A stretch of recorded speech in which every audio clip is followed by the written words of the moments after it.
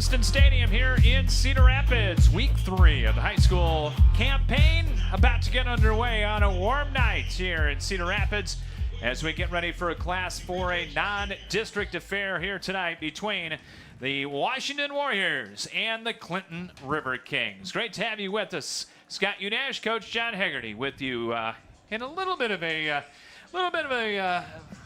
heated booth tonight, the Bob Brooks press box here at Kingston Stadium, but we will get through it all right. Certainly the warmest night we have had for high school football so far in 2025 as we get ready for 1-1 Washington and 1-1 Clinton. And both teams kind of flip-flopping the starts this year. John Wash, of course, with the big win against Jeff, and then fell last week to North Scott here at home, while Clinton lost their opener big and then came back to get a win in week number 2. So we'll see what happens tonight. And two teams looking for bigger and better things this year. And whoever comes out 2-1 going to have a foot up on that. Yeah, these are two teams who, if you go back in the history books, they used to be in the same conference way back when. That's right. The old MVC, and Clinton had no problem in those days coming up to Kingston Stadium. But as you said, Scott, a lot of similarities here between this Washington and Clinton outfits tonight,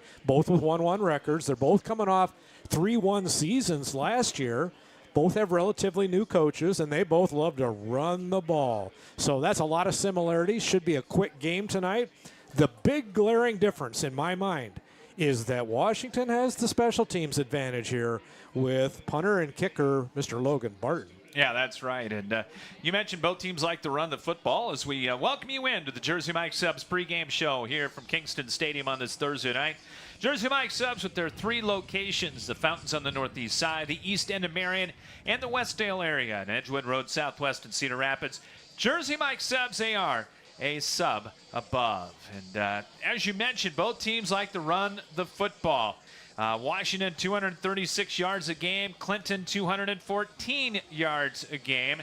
Now, the River Kings, well, they don't like to pass a whole lot. They threw 6 passes in their win last week. They only throw for 25 yards a game. Grady McGuire and the Warriors, they are 14th in Class 4A at 150. So Wash a little bit more balanced, but as we will hear from Coach Eric Addy during our interview here on the Jersey Mike Subs pregame show, make no mistake about it, Washington has to run the football. They made some adjustments last week after North Scott came out and kind of hit the Warriors in the mouth a little bit up front, both on offense and defense. Yeah, it's no stretch to say that Coach Addy was very disappointed with that loss last week. And I'm sure that they had an interesting week of practice. That's not to say that he did anything negative with them or browbeat them at all. But I'm sure that their ears were a little more perked up in practice this last week, and that you're going to probably see a Wash team, I predict, come out of the chute fast tonight. Yeah, and Clinton coming off a 26-13 victory over Davenport Central for head coach Nathan Herrig, who was taking over this River King program, a former UNI Panther. Captain of the UNI Panthers. He was on that. He was playing offensive line on that infamous the double kick at the end that UNI fans would not like to remember. Iowa fans probably a little bit fonder memory than what the Purple folks have. But, yeah, taking over this Clinton team, and Clinton probably going to be a 4A school along with Washington looking to the foreseeable future, and probably a better fit for both of these schools. Yes, and for Nate Herrig, a former Clinton River King himself as an alum, it's a nice fit. I think everybody's real happy that he's back. I'm sure he's happy that he's back. And I think there's a little bit of a corner that's been turned down there, and that's directly attributable to the head man. Yeah, first game between Clinton and Washington in quite a while. They did meet in a first-round playoff game, and that was back a few years ago. Other than that, the last time they met, you got to go back to the MVC days, the old MVC days, pre-1970s. When Clinton was a part of the league. We'll take a break on the Jersey Mike Subs pregame show. We'll come back here from Warrior head coach Eric Addy, Washington and Clinton here from Kingston Stadium to kick off week number 3. And we'll be back after this here on CRM Live Sports. At Jersey Mike's, we've offered a sub above since 1956. It starts with bread, fresh baked in our stores every day, topped with quality meats, cheeses, and ingredients sliced and grilled right in front of your eyes. And don't forget to add the juice, the red wine vinegar and olive oil blend that gives a Jersey Mike's subs its exquisite zing. Stop in and visit Jersey Mike's now at their 3 metro locations in the Fountains on the northeast side and on the east end of Marion near the corner of Highways 151 and 13 and Edgewood Road in the Westdale area. Jersey Mike's, a sub above. The Cedar Rapids, Iowa City Building Trades Council represents 18 building trade unions in the corridor. Each union provides skilled workers for construction projects throughout the area. Union workers are highly skilled professionals who are determined to better their communities. The building trades unions are always looking toward the future. Training in registered apprenticeships is available. Visit their website at cricbt.org for more information. The Cedar Rapids, Iowa City Building and Trades Council, committed to getting the job done right the first time. Spinal Corrective Center, PC, 3800 River Ridge Drive, Northeast in Cedar Rapids. Dr. Gene Kretzinger and Dr. Janet Kuehl provide education to families on healthy living and wellness. If you want to reach optimum health and peak performance levels or are suffering from injury, pain, and other health problems, the chiropractic care they provide can give you relief and stability. Spinal Corrective Center PC has over 50 years combined experience in chiropractic care. And athletes, let us help you perform at 100% through sports chiropractic care. Call today at 393-3996 to schedule an appointment or go online at spinalcc.com. Spinal Corrective Center PC, delivering quality chiropractic care for the body to function at its highest level.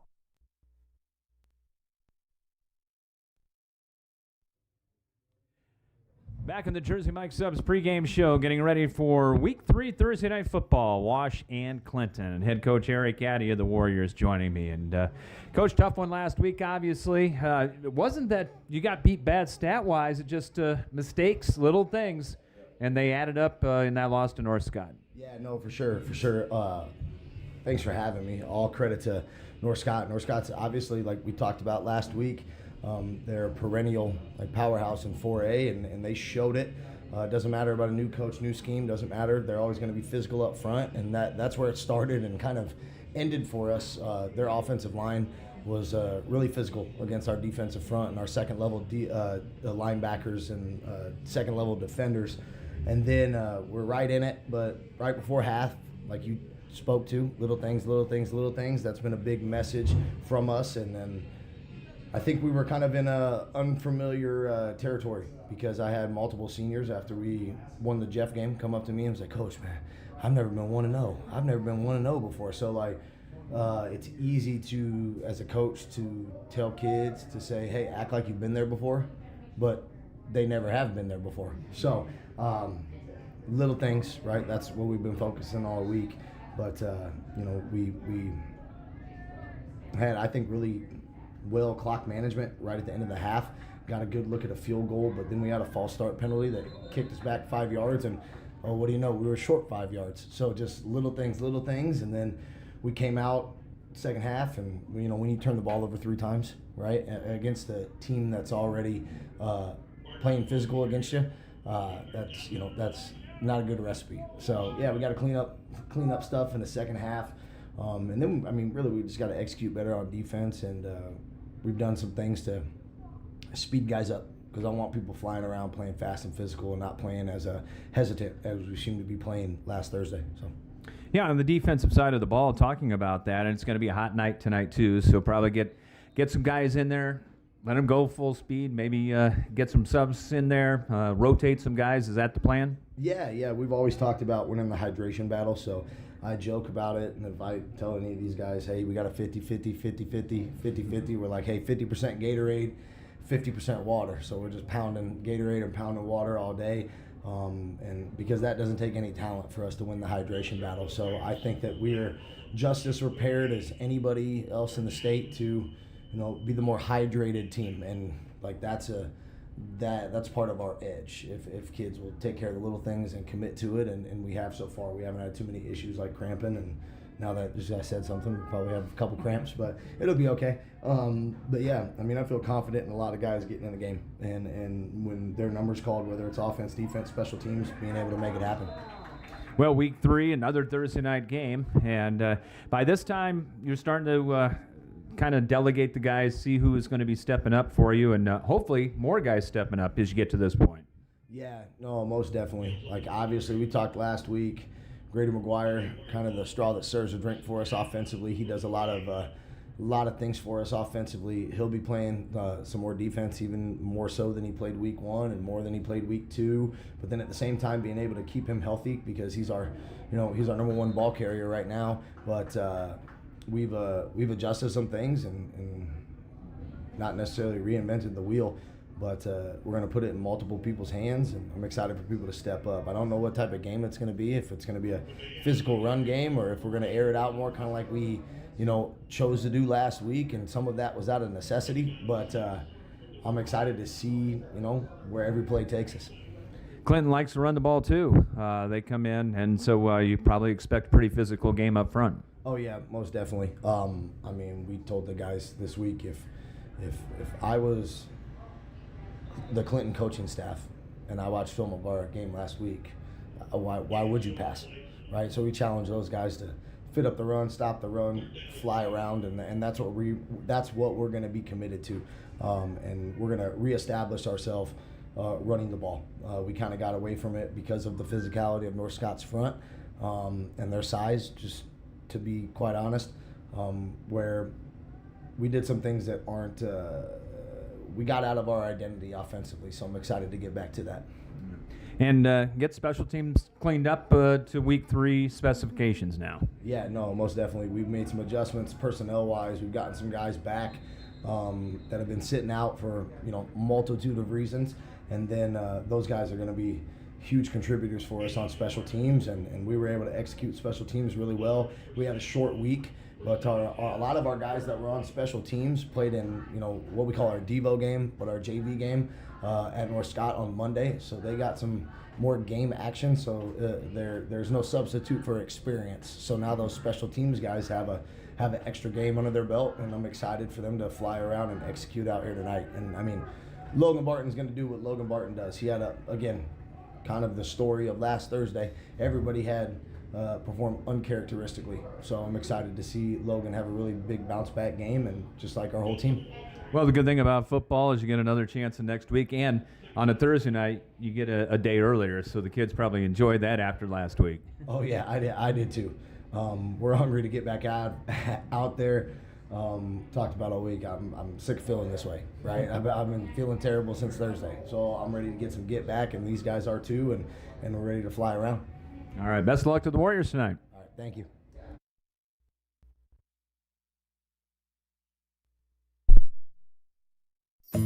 Plum Supply kitchens and baths. Your home never looks so beautiful.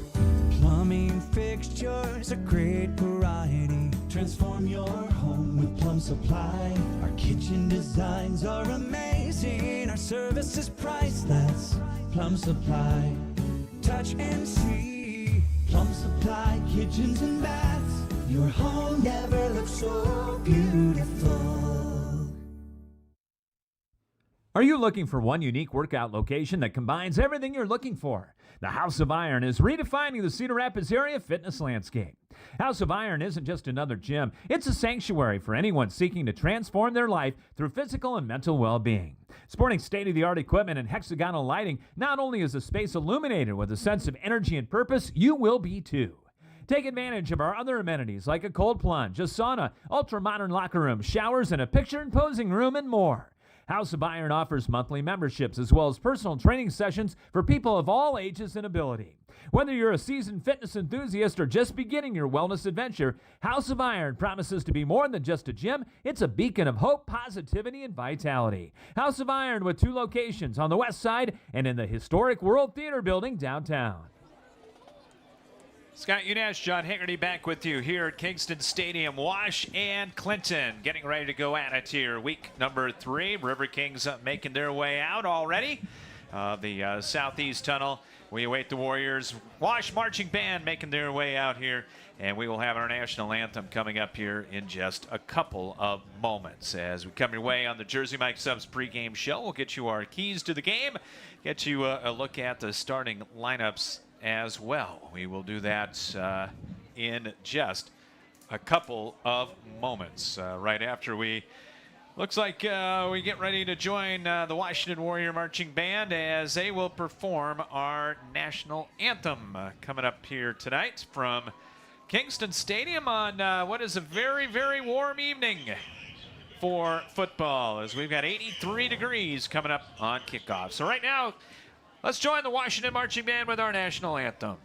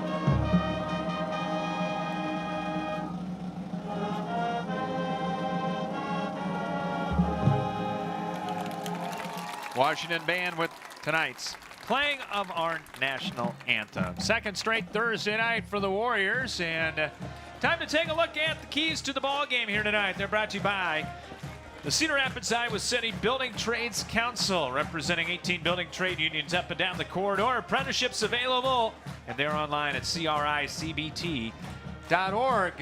What do these teams have to do to get to 2-1? Well, for Washington, we're lucky because we've seen them a couple of weeks in a row here, so we're pretty familiar with the Warriors. But after that game last week, there's no doubt they've got to take care of penalties and turnovers. Those have to be almost zero this week, and I'm sure that they're going to be improved. There's no doubt about that. Wash's defense has got to find a way to stop the running game of Clinton. It's that simple. If they can get 3 and outs, that's going to go a long way to helping the Warriors tonight. And then the big one, and this is every game you could probably say this, but the line play, but especially for the Warriors, more so this week because last week they got dominated up front on both sides. So that offensive and defensive line play is what Wash has got to take care of tonight to get the victory. Keys to the ball game brought to you by the Cedar Rapids, Iowa City Building Trades Council. Let's take a look at our Plum Supply Kitchen and Bath starting lineups brought to you by Plum Supply. Make Plum Supply your starting spot for your kitchen and bath remodel, located at 1716 Blair's Ferry Road Northeast here in Cedar Rapids. For Washington, one injury note tonight. Dayton Ayers going to be out tonight. We saw him get injured in that North Scott game. He's their leading tackler. Yep, he's going to be out with an ankle injury, probably a couple weeks, according to Eric Addy. So that's going to be a big loss in the Washington secondary tonight. Blackhurst, Davis, Griffin, Wazak, and Fletcher up front. 225, 290, 265, 265, and 265 for the Warriors. They go with 3 wideouts: Juju Seals, Will Raw. Seals, a senior at 145. Raw, the 185-pound juniors. The Warriors make their way out onto the field. The Washington flag came off the staff as it was being run out. I hope that's not a bad indication of how things are going to go tonight, but we'll see. Grady McGuire, the quarterback, leading passer, leading rusher, 6'1", 170-pound senior. And Nick Riley. They want to get him more involved tonight. The 5'11", 200-pound senior Riley with 103 yards and a touchdown so far on the year. Terrion Montgomery, the fullback, 205 pounds. Trey Oranzi, he will run it as well as catch it, 5'9", 155, and a junior. Connor Schrader is a quarterback for Clinton.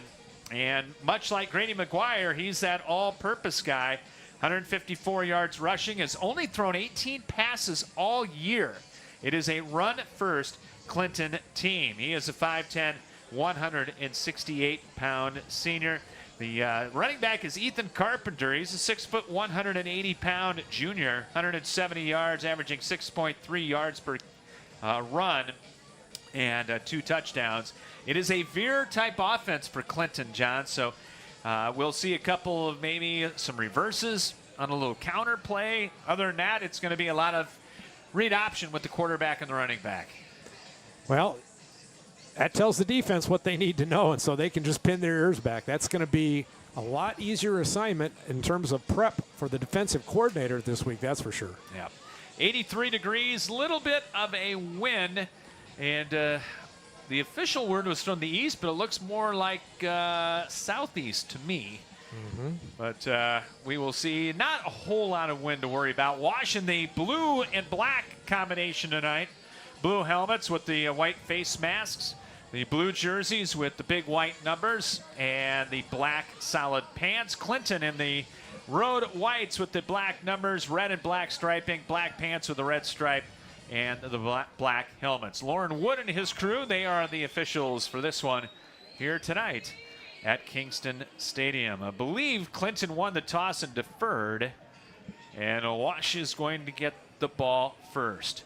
Our opening kickoff brought to you by House of Iron. No matter where you are in your fitness journey, you're welcome at House of Iron with 2 locations on the west side, as well as in the historic World Theater building in downtown Cedar Rapids. HouseOfIronCR.com. That is their website. If you haven't been downtown to see the historic World Theater redone, the House of Iron has had to go through a lot of hoops to take care of a historic property like that, but they have it looking great.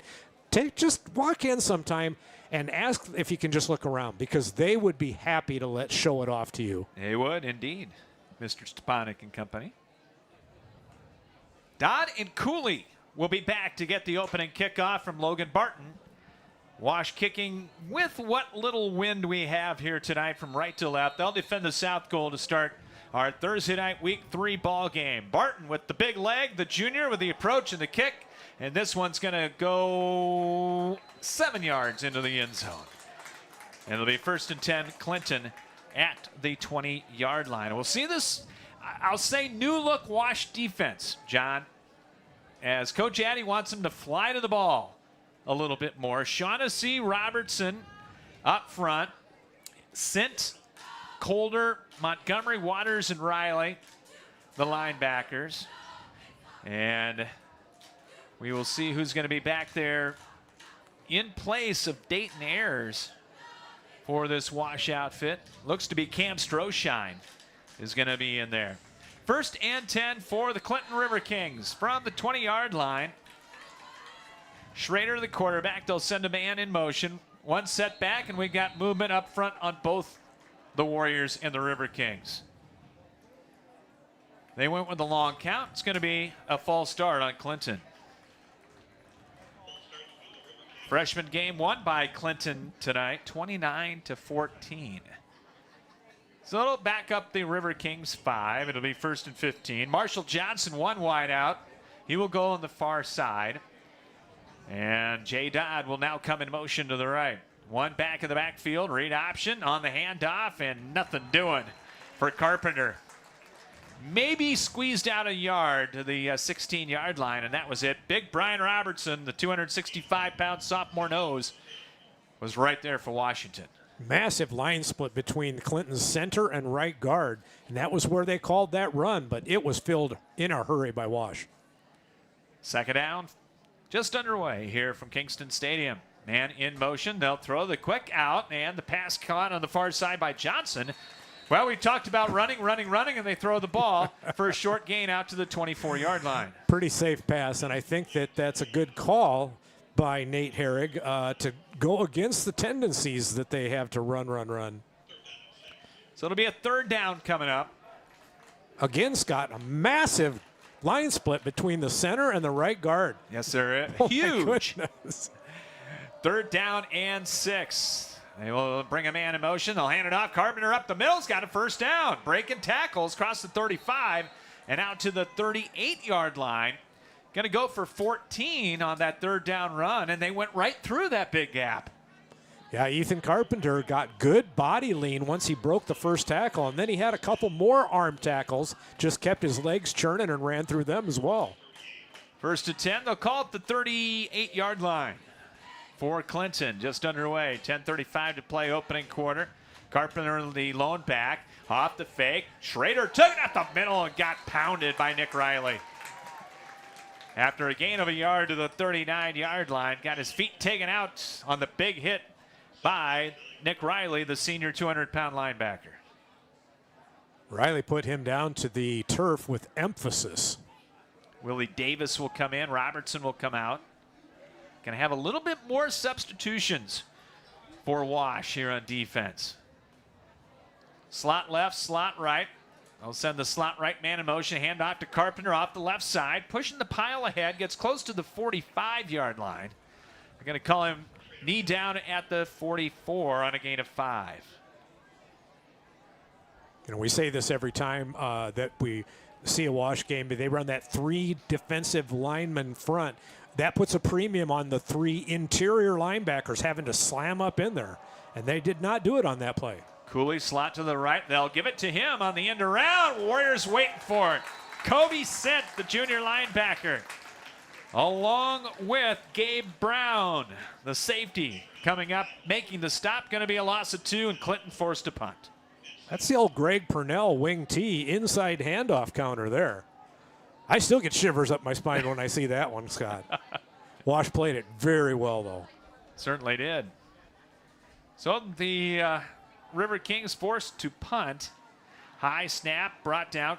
Brady Kurtz, the kicker, a high but short kick right up the elevator chute. Will take a little bit of a Clinton bounce and come to the near side and go out at the 33-yard line. That's going to be a 25-yard punt, no return. 8:49 to play opening quarter, and Wash will have decent field position at the 33-yard line. For Grady McGuire and company.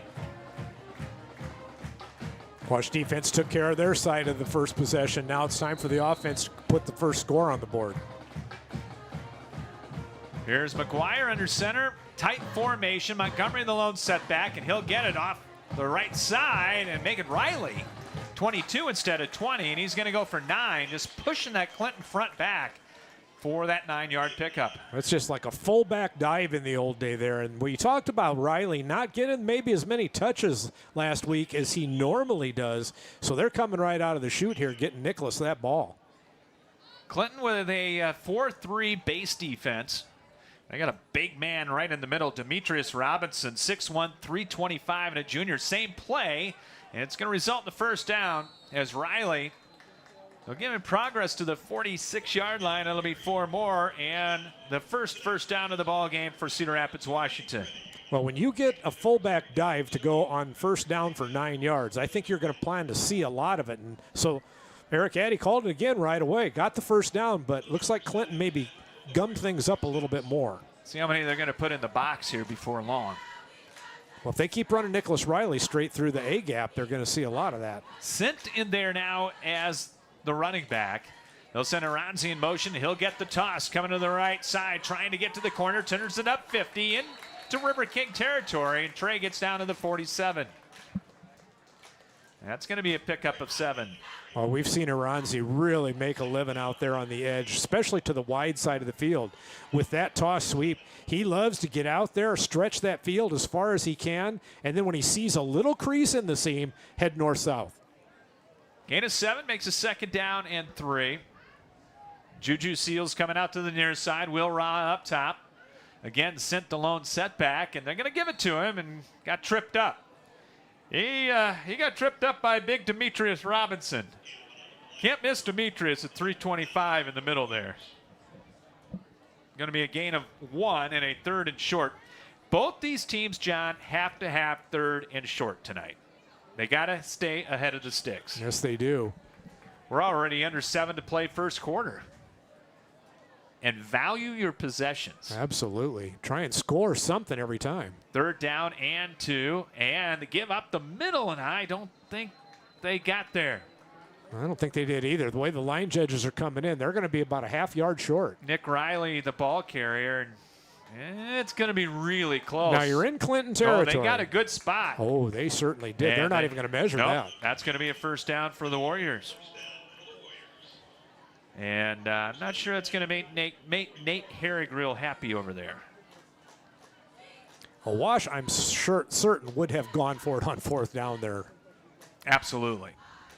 This is not a real big Clinton roster.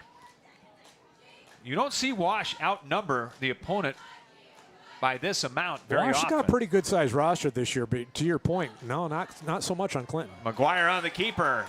To the left side. Gets inside the 40 and down to the 36-yard line. Called his own number for the first time tonight. And it's going to go for about 7. Brought down there by Ethan Carpenter. You're going to hear that name a lot tonight on both sides of the ball for the River Kings. And Clinton's playing a lot of guys both ways, John. Yeah, and it's a warm night, so that number game is going to definitely favor the Warriors. And with their emphasis on hydration, boy, we got the sermon on that tonight, Yes, we didn't you, did. in your interview? Brian Robertson going to come in and play a little offense here.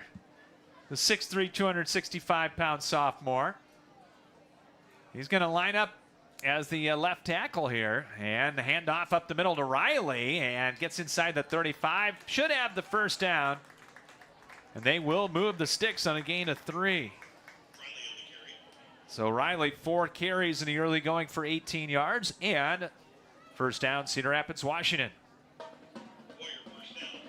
Montgomery coming into the ball game now for Equan Jackson.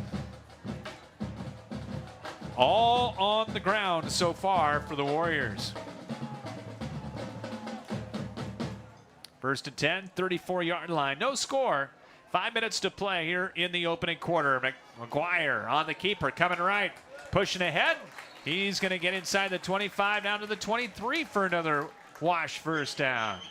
That's going to be a gain of 11.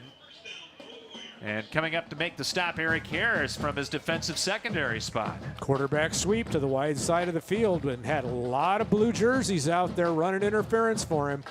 And the leading rusher, both last year and this year for Washington, of course, their quarterback, Brady McGuire. He's 7th in 4A, number 1 quarterback in 4A rushing. First and 10 at the 23-yard line. High snap, McGuire out the fake, going to keep it, looking for some room, and found it up the middle, 20, 15, 10. Leaps a pile and gets down to about the 6-yard line. How about that for footwork? Gain of 17. He was boxed in for a moment in the backfield. Yes, he should have been wrapped up in the backfield and taken down, but he looked like one of those Michael Flatley Irish dancers back there doing the high stepping, and it served him well because he just burst straight forward, picked up that first down. First and goal for the Washington Warriors. At the 5-yard line of Clinton, no score. 4 minutes to play in a rapidly moving first quarter. I formation, making a full house backfield, and they'll give it to Waters. Broke a tackle, angling right, gets down to about the 3-yard line. 5 different players have carried the ball here in the first quarter for Wash. Keegan Waters off tackle there, and one of the outside backers for Clinton coming up trying to strip that ball free. Good job by Waters of hanging on, though. Our first half brought to you by Spinal Corrective Center. Doctors Kuhl and Kretzinger, they deliver state-of-the-art chiropractic care for athletes and their entire family. Online at spinalcc.org and call them at 393-3996. One setback, motion man coming around, McGuire to throw, throws end zone, and it's incomplete. Had Nick Riley all by himself and just could not connect. Now, Riley was trying to get out there without one of his shoes. That was what slowed him down a little bit. Now you got a 3rd and goal from the Clinton 3-yard line. Yeah, Riley blew a tire coming out of his stance. Rod to the right, Juju Seals out to the left. Riley the lone setback. And now we've got movement up front. Clinton jumped, but did Wash move first? And they did. False start Wash. Those are the little things Eric Addy was talking about in our pregame talk.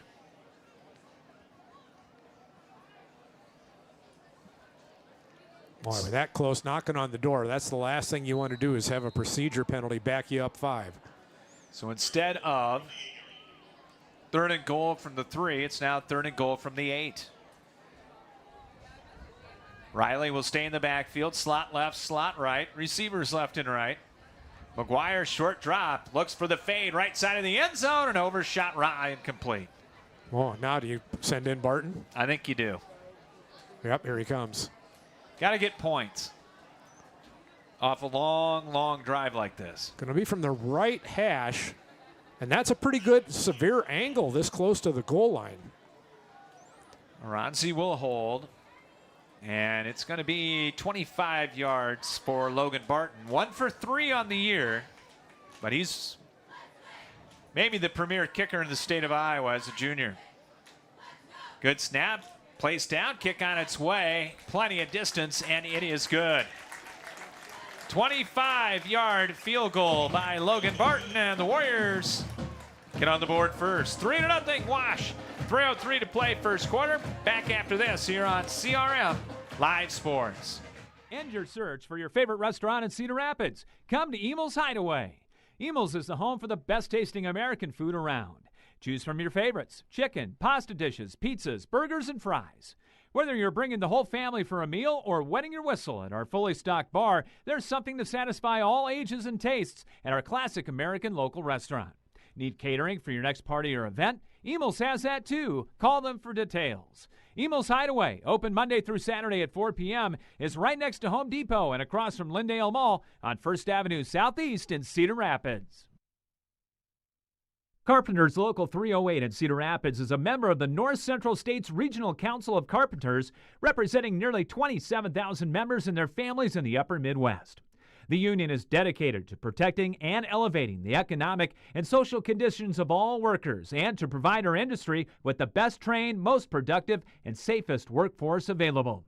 Carpenters Local 308 is always looking for new workers to join their ranks. Apprenticeship classes and training are available for you to become a skilled worker for your career. More information on Carpenters Local 308 is available at carpenterslocal308.org. Logan Barton's kick, and forget about it. That one's 5 yards into the end zone.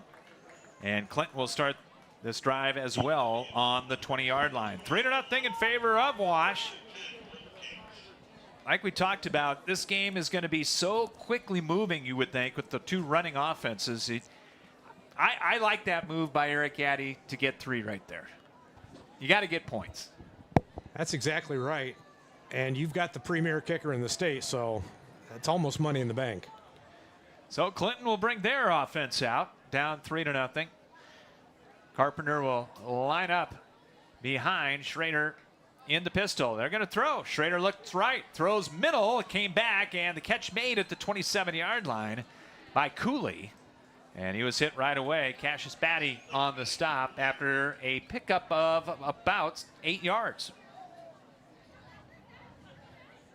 First down pass by Clinton. How about that?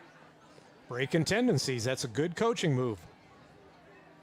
2nd and 2. Receivers left and right for the River Kings. They'll send Dodd in motion, and the keeper. Here comes Schrader coming right, and he's got a first down. Reaches toward the 35-yard line. They'll give it to him. And a gain of 7 and a Clinton first down. And again, not to beat a dead horse, but the line splits that Clinton has on the right side of their line are just gaping. Haven't seen these in a while. Yeah, there's a good yard between all of the interior linemen. Slot left, slot right. Cooley in that slot right. And they'll get it to Cooley on the jet sweep. 35, got a block at the 40-yard line. Cuts it back and then stood up right at the first down marker. They should give it to him, though. That'll be a gain of 10 and a Clinton first down. Yeah, that was just some nice running and blocking on both sides there. Wide side of the field for Clinton towards their own bench. Great stalk block out there by number 88. And then a great job of following that block. He had tried one side, stopped dead, came back the other way. So first down, River Kings. Ball on the far hash mark. 3-0 Wash.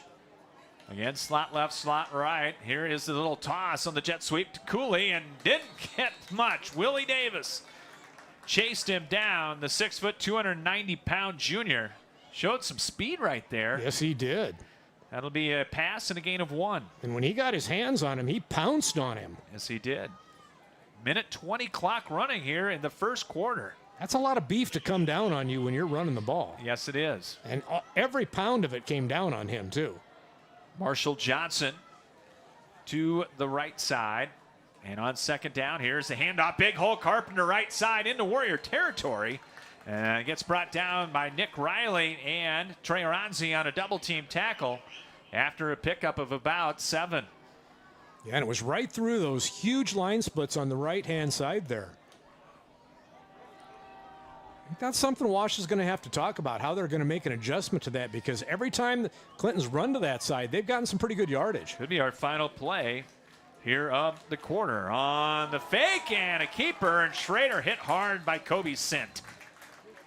And it's going to be close to a first down, and they will give it to him at the 45.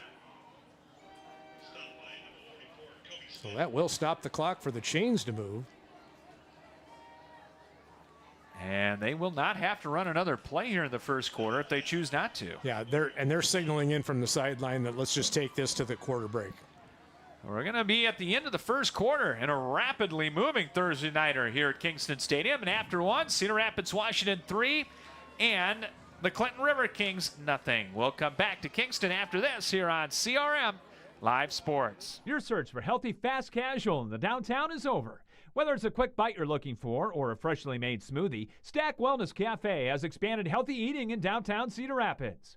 Business professionals as well as gym goers are singing the praises of our freshly made wraps and breakfast bowls, while the smoothie lover can choose from a variety of nutritious fruit and protein options, including your choice of adding the newest frontline supplements. For a fast, healthy, and convenient downtown option, look no further than Stack Wellness Cafe. Epiphany Dermatology is a full-service dermatology practice that treats all conditions of the skin, hair, and nails. Dr. John Woolner has been practicing and treating patients for over 30 years. Epiphany Dermatology has built a reputation based on reliable customer service and quality skin and hair loss treatments. Epiphany Dermatology also places a special emphasis on skin cancer prevention, screenings, and treatment. Call them to book an appointment at 363-9936 and visit their website at epiphanydermatology.com. Epiphany Dermatology, 5264 Council Street Northeast, Suite 700 in Cedar Rapids. Scott Unash, John Hegarty back with you. Second quarter about to get underway here at Clinton on the move, down 3-0 at the Washington 45-yard line. We'll get you the first quarter total yardage in a moment.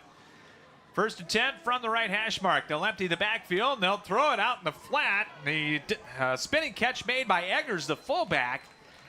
Short gain as he'll get to about the 43-yard line. That actually is going to go down as a long handoff, John. If you're going to throw out in the flat to your fullback, do not throw the ball behind him. That's not a good recipe for getting yardage. Made a heck of a catch.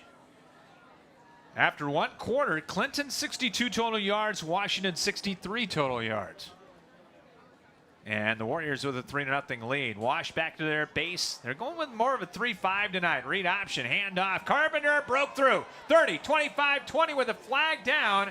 And Carpenter down at the 15 as he's brought down by Gabe Brown. And this might be coming back. Best play of the night for Clinton, and it is going to come back. That flag was thrown down on the ground in the area of holding before the running back even broke through the line of scrimmage. Going to be a hold on Clinton, and as a former captain and offensive lineman, I'm sure Nate Herrig, that eats his innards. And again, back to that right side of the Clinton offensive line there. That's where they've been making their yardage so far tonight with those big line splits. And what's odd about that, Scott, is that there's no big line splits on the left side. They're tight. Tell you what, they've got some big guys led by Sloan Weaver, 6'3", 295-pound senior, lining up at left tackle.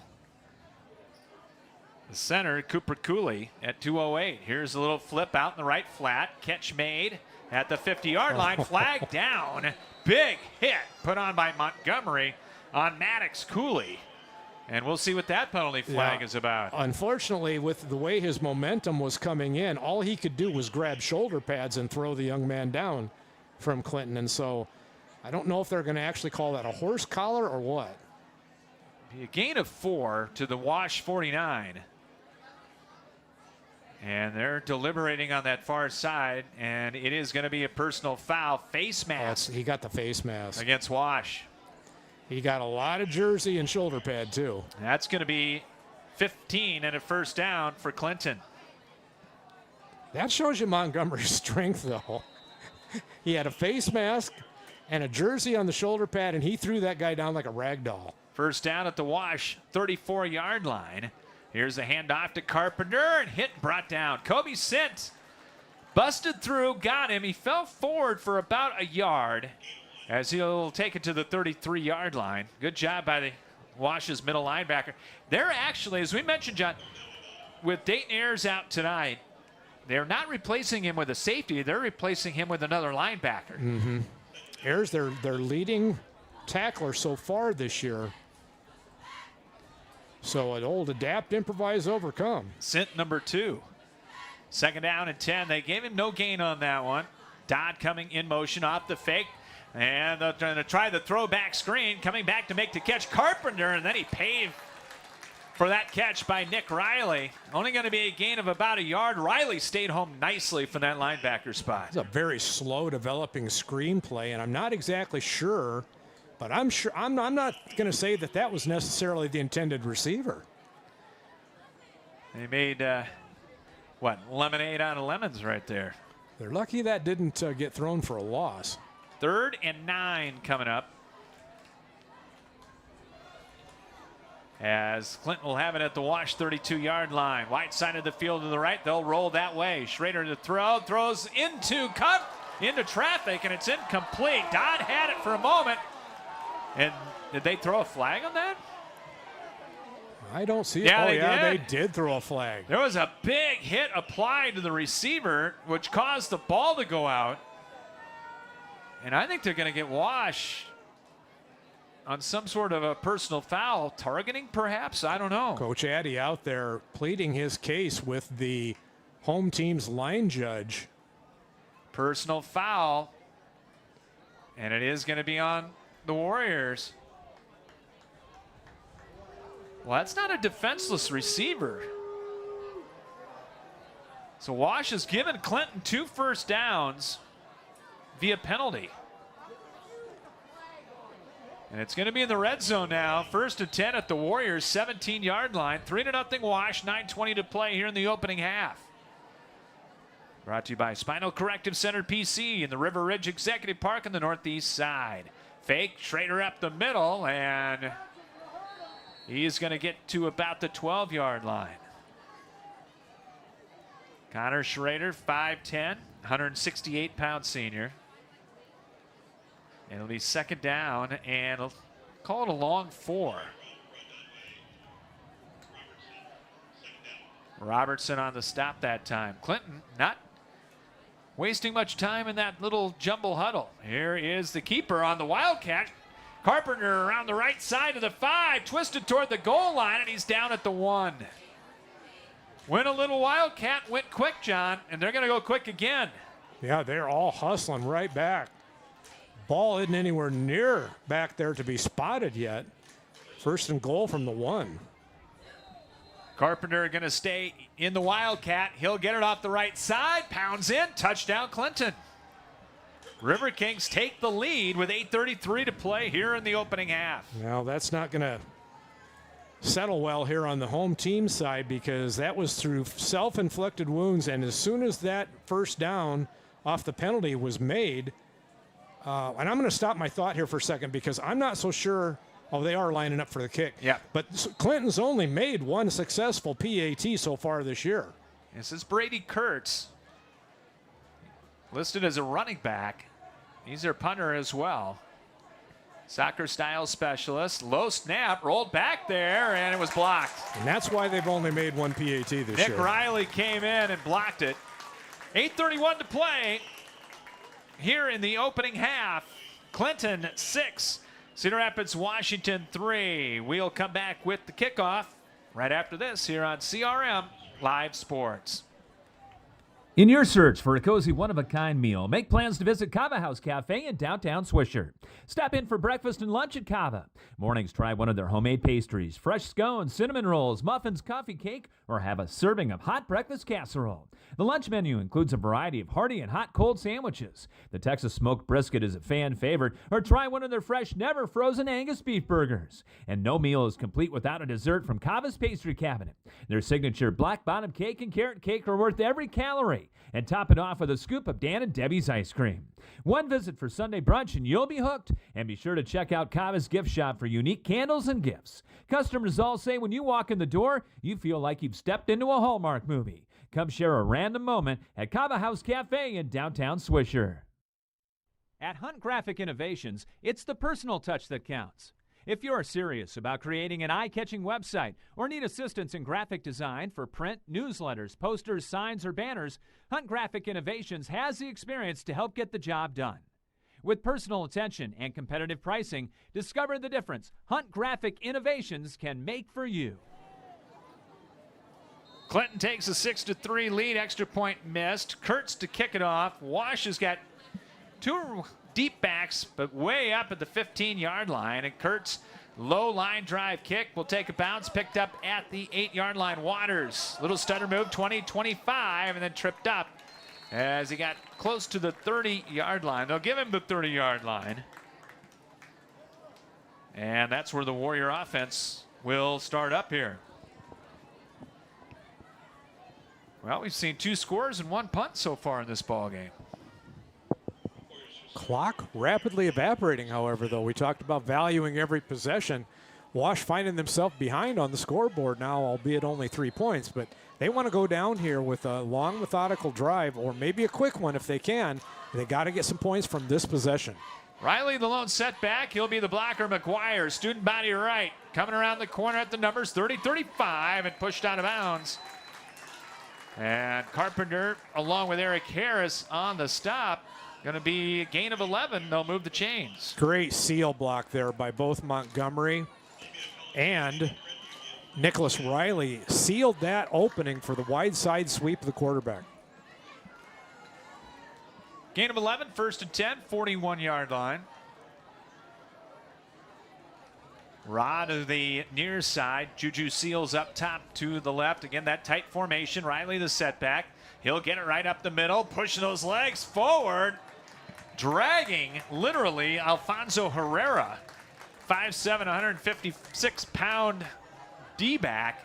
For about 5 yards, he's going to pick up 9. And the beauty of that was that Riley was step for step with 3 of his offensive linemen that were right beside him, shoulder to shoulder, just pushing the white jersey visitors from Clinton back. 9 yards before he went down. Right at the 50-yard line. 7.5 to play here in the opening half. 6'3" Clinton. Aronzi in the slot to the left side. Clinton showing the blitz, and they will blitz. Riley up the middle, bounced off the blitzer, got to the outside, turned it up. It's got a first down at the Clinton 44-yard line. Yeah, defensive coordinator for Clinton called the linebacker into exactly the right A-gap, knowing that Riley was probably going to be hitting there. But Riley got stood up and then just bounced it to the outside, picked up a nifty 5 or 6 yards after that. Robinson, Hayden Chandler, a senior 235-pounder. They're both on that front line for Clinton, along with Lyons, 5'11", 225-pounder. First down at 10, another blitz coming. Off the fake, keeper up the middle by McGuire, and he twists his way before Lyons brings it down at the 40-yard line. He'll gain 4 on that run. Second down and 6. 6:40 to play here in the opening half. 6'3" Clinton. Back at it tomorrow night. We'll be at the brand new Marion Stadium tomorrow night. Looking forward to that. We'll see another MAC team. Davenport North and Marion, the first ever meeting between the Wildcats and the Wolves tomorrow. Dogs and cats not living together. Here is the toss sweep. Waters got a block at the 40, gets ahead to the 35-yard line. Got a good crack back block by Will Raw right there. And Waters will go for 5. And an offensive coordinator's best friend, John, 3rd and 1 coming up. Especially when you're in 4-down territory. Eric Addy coming out, giving the play to Grady McGuire. I would not be surprised if Grady kept this himself. He's got Riley right behind him. We'll see what they do. Nope, McGuire on the quarterback sneak up the middle, and he's got the first down. Got a couple to the 33-yard line. 8th Wash first down. Great job of mixing up the inside and outside running game here by Eric Addy. Everything's been positive yardage. You know, they're probably averaging about 5 yards a crack. And when you can do that, that means your offensive line's coming out low and hard and at a great angle. And they're doing a good job, I think, of rotating people right now, too, because already these Clinton defenders starting to look just a little bit tired. We're already down to 5:14 to play first half. Clinton with 8 in the box. Here's a toss to Riley to the outside. 30, 25, 20. Bust loose 10. Nick Riley in for the touchdown. 33 yards on the little toss to Nick Riley, and Wash back out in front. And I think you're right, John. I think we're starting to see some tired Clinton River Kings right now. Well, a lot of arm tackling there that went for naught because Riley is so big and so strong. And fast, too. He showed his burners there at the same time. He just left people in the dust.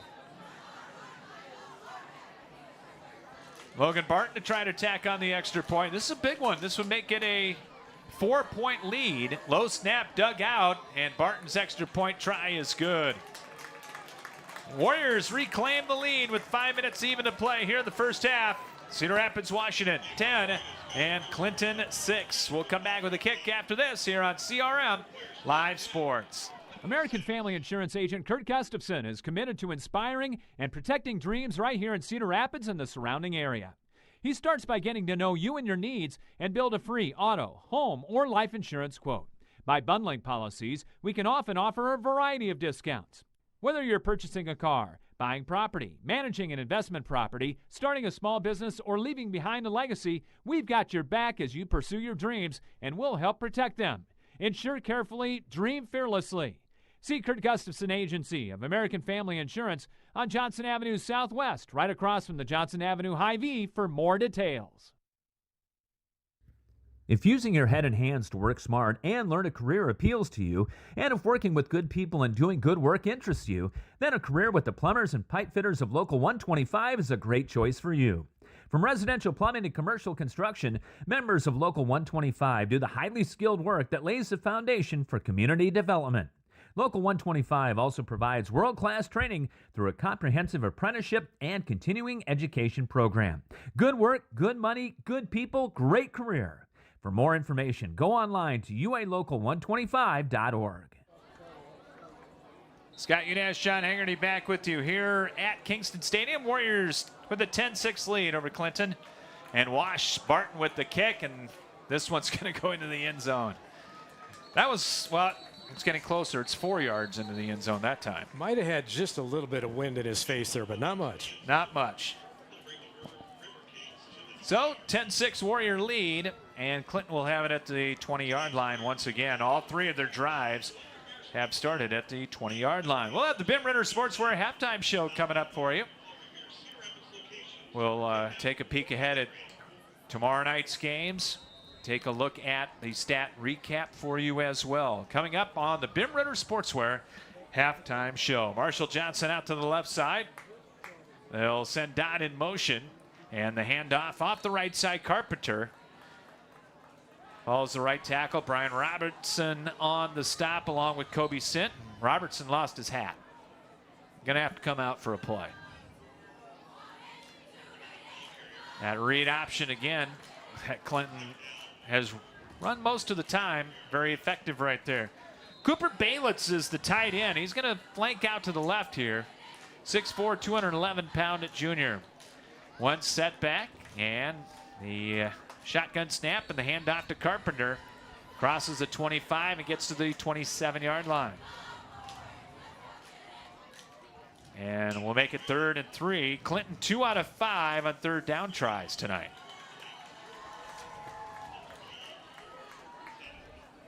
Big play with the clock ticking down to 4:14 here in the first half. Double slot. Schrader on the quick throw out to the flat and making a catch, but on a knee was Johnson. And he's going to be shy of the first down. That was a weird-looking play right there. Yeah, going to be the first 3 and out of the night here. And Wash is going to be very happy about that because they're going to field this punt maybe somewhere around midfield and then have a lot of room to operate with to try and get another score on the board here before the halftime intermission. Aronzi back at the 44-yard line to get the Kurtz punt. Kurtz averaging 33 yards a boot. No pressure, gets it away. A good floating kick. Fair catch called. Aronzi at the 38. Good punt. 34 yards, no return. And the Warriors will have it with 3:29 to play here in the half. Same situation they were in last week at the half. Went down, got the field goal try, and the penalty put them back 5, and they missed. So we'll see what happens tonight. Good field position here at the 38. One other game in the state tonight over in Des Moines at Mediacom Stadium. It's Ankeny Centennial and Des Moines Lincoln going at it tonight. 1st and 10, Wash. Waters flanked out to the right side. And the snap to McGuire. He's going to take it himself. Got a great block from Riley. Broke at 50 and to the River King 47-yard line.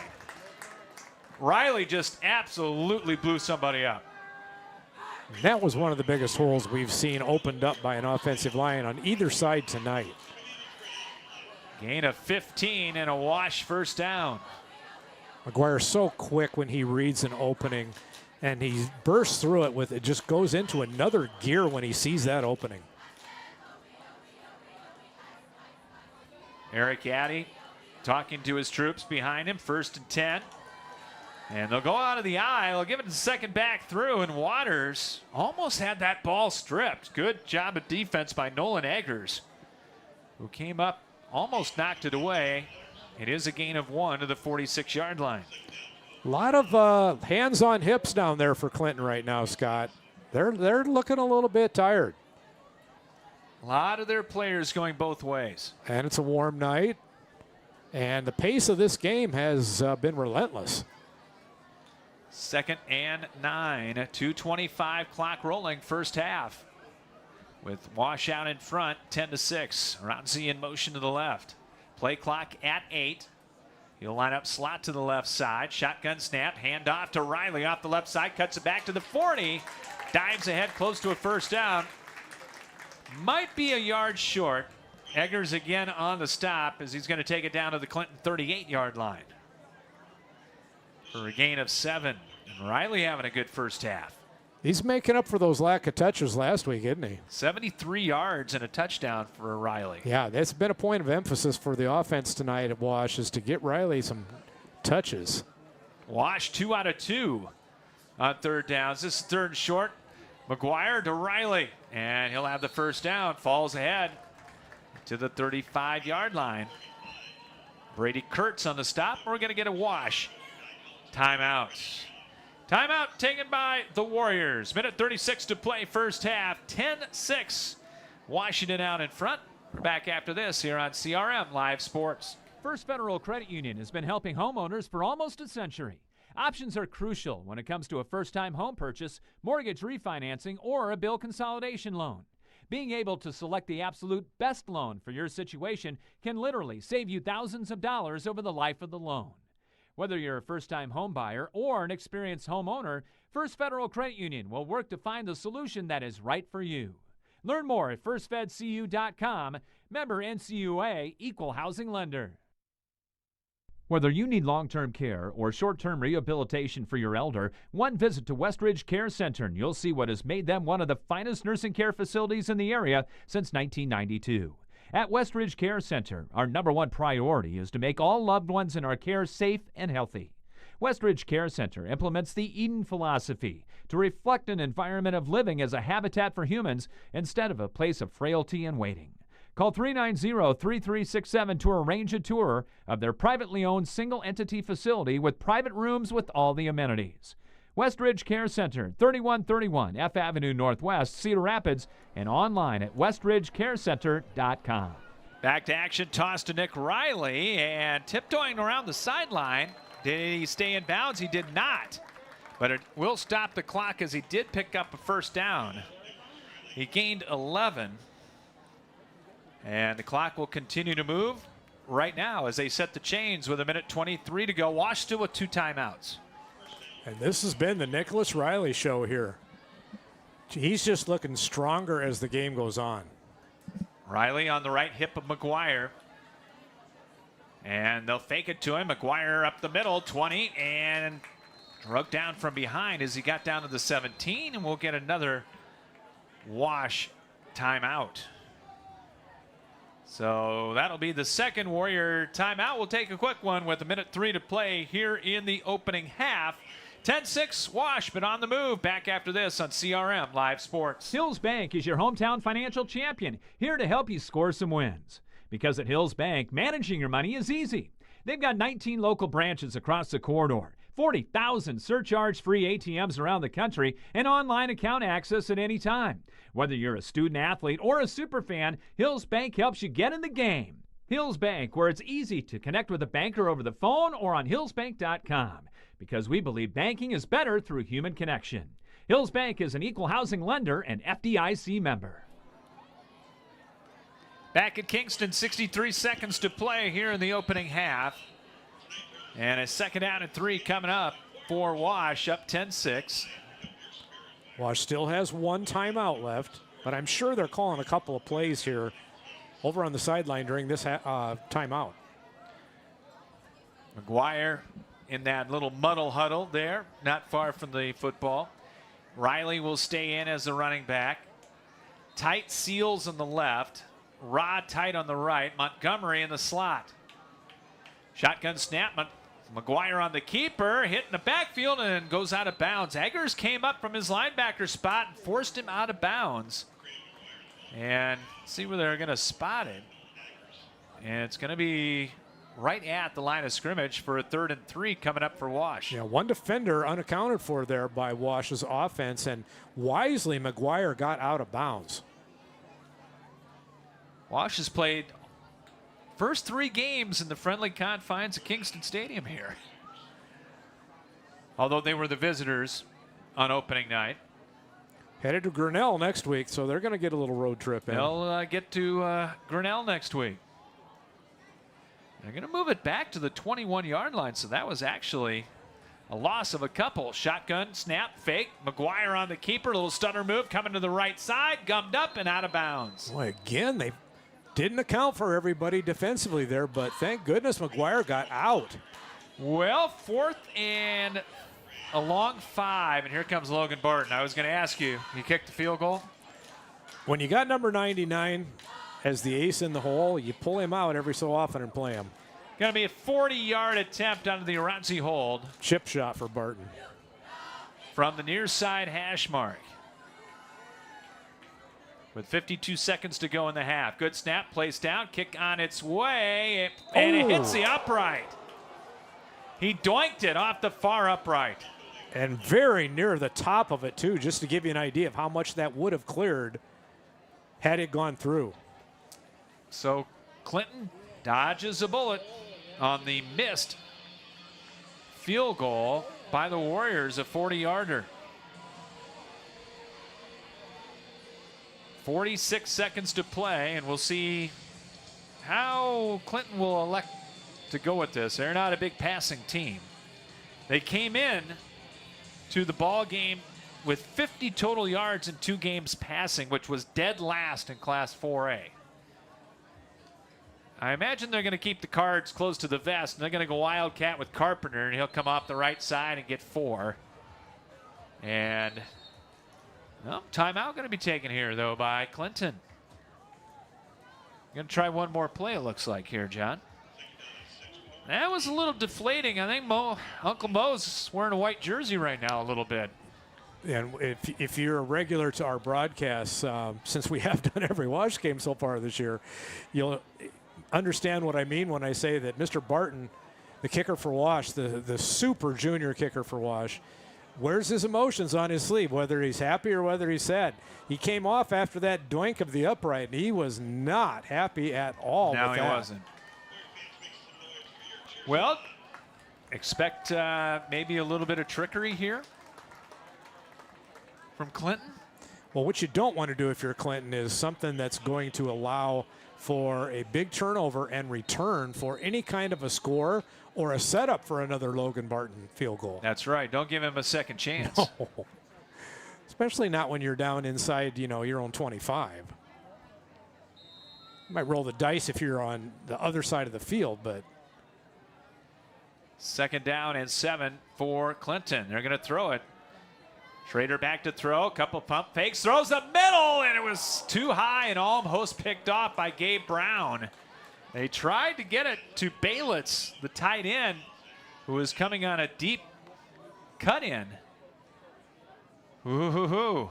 couple of different receivers there had a chance at that ball, but so too did some of the defensive secondary for Wash. 31 seconds to play here in the half. Wash up 10-6. Dodd will come in motion, and on 3rd down, they'll keep it on the ground. The Carpenter runs over a Warrior and should have the 1st down at the 30-yard line, I would imagine. They will stop the clock for a moment and a 1st down.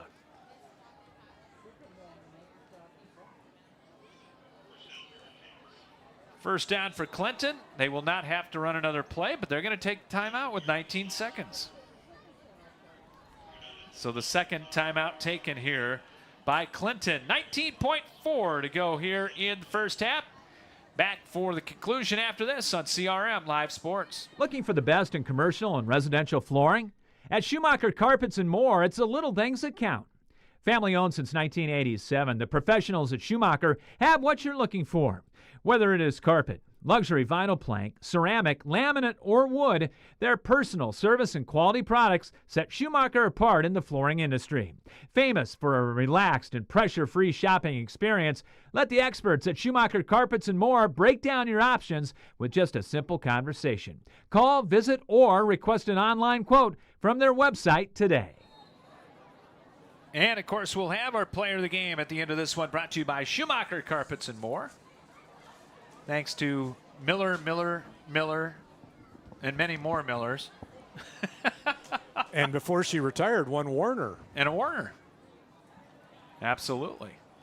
1st and 10. We'll see what Clinton has up their sleeve here from the 30-yard line. Wide side of the field to the left. 19.4 to play in the first half. Down 10-6. Shotgun snap off the fake. Schrader rolls to the right side, looking to throw. Now he's going to have to run, and he got high load. Back of the 29-yard line. It's going to go down as a Wash sack. And the clock continues to roll, and I think that's going to take us to the end of the half. And it is. We're at halftime from Kingston Stadium on this Week 3 Thursday. And our score at the break, Cedar Rapids, Washington, 10, and Clinton, 6. And we'll come back with the Bim Ritter Sportswear Halftime Show from Kingston right after this here on CRM Live Sports. In your search to locate a good old-fashioned family-owned pizza joint, skip the run-of-the-mill franchise options and head to Roscoe's Pizza on Edgewood Road behind Taco John's. At Roscoe's, the Hunt family is dedicated to providing mouth-watering pizza prepared from the freshest ingredients available. Choose from our 4 delicious styles of crusts. Then add your favorite toppings to create your own personal pizza delight. Need a quick lunchtime alternative? Take advantage of Roscoe's Fast and Go noontime specials. And yes, they even offer gluten-free options. For the tastiest local experience, give the professionals at Roscoe's Pizza a call and surprise your family with a one-of-a-kind eating experience today.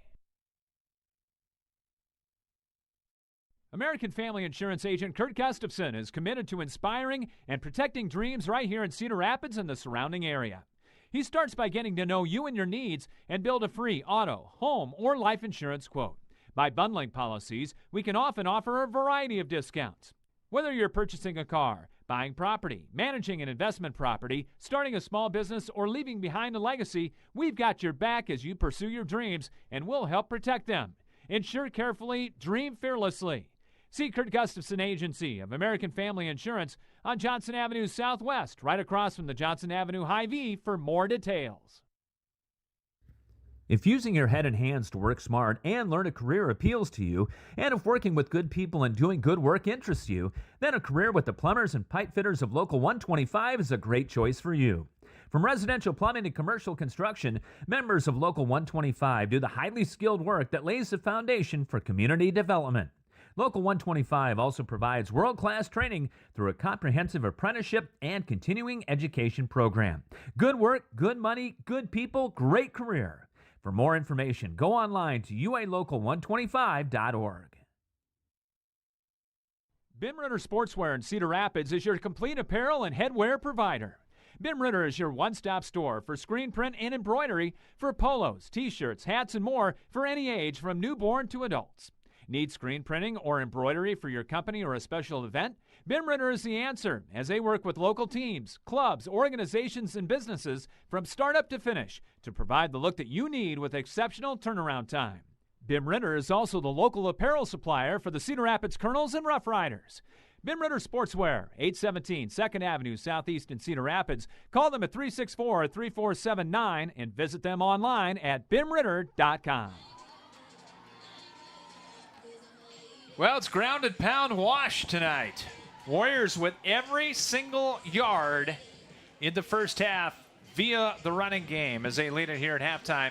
10-6 as we welcome you in to the Bim Ritter Sportswear halftime show, brought to you by Bim Ritter Sportswear at 817 2nd Avenue Southeast in downtown Cedar Rapids and online at bimritter.com. When you need screen printing or embroidery for your company or special event, give Gary and Bim Ritter Sportswear a call at 364-3479. And we expected running, and we got it from Wash so far. Well, yes, we did. There's no doubt now, look back at halftime as to what the game plan was for Eric Addy. All you have to do is probably wait for just a second here, and you're going to hear Nicholas Riley's name with a lot of carries. But he's not the only one. That ball's been spread around tonight. But to your point, Scott, it's been ground and pound for sure. The strange thing about this first half on my sheet, and I showed it to you during that last break, is that Wash has only had 3 offensive possessions.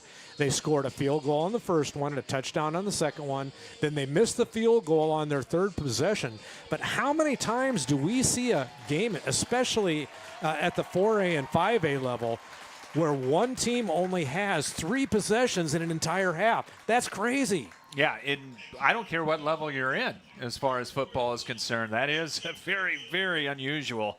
And that's what we have here tonight. Scoring in this 10-6 game, Wash scored first. Logan Barton, a 25-yard field goal, as Wash kept it 5 minutes and 46 seconds after a Clinton punt. That made it 3-0. But right back came the River Kings. They scored on an Ethan Carpenter 1-yard run, a drive that was aided by 2 Wash personal fouls that gave Clinton a couple of first downs. Extra point was blocked, and it was 6-3. Warriors then took the lead on the ground, 70 yards at 3 minutes and 31 seconds.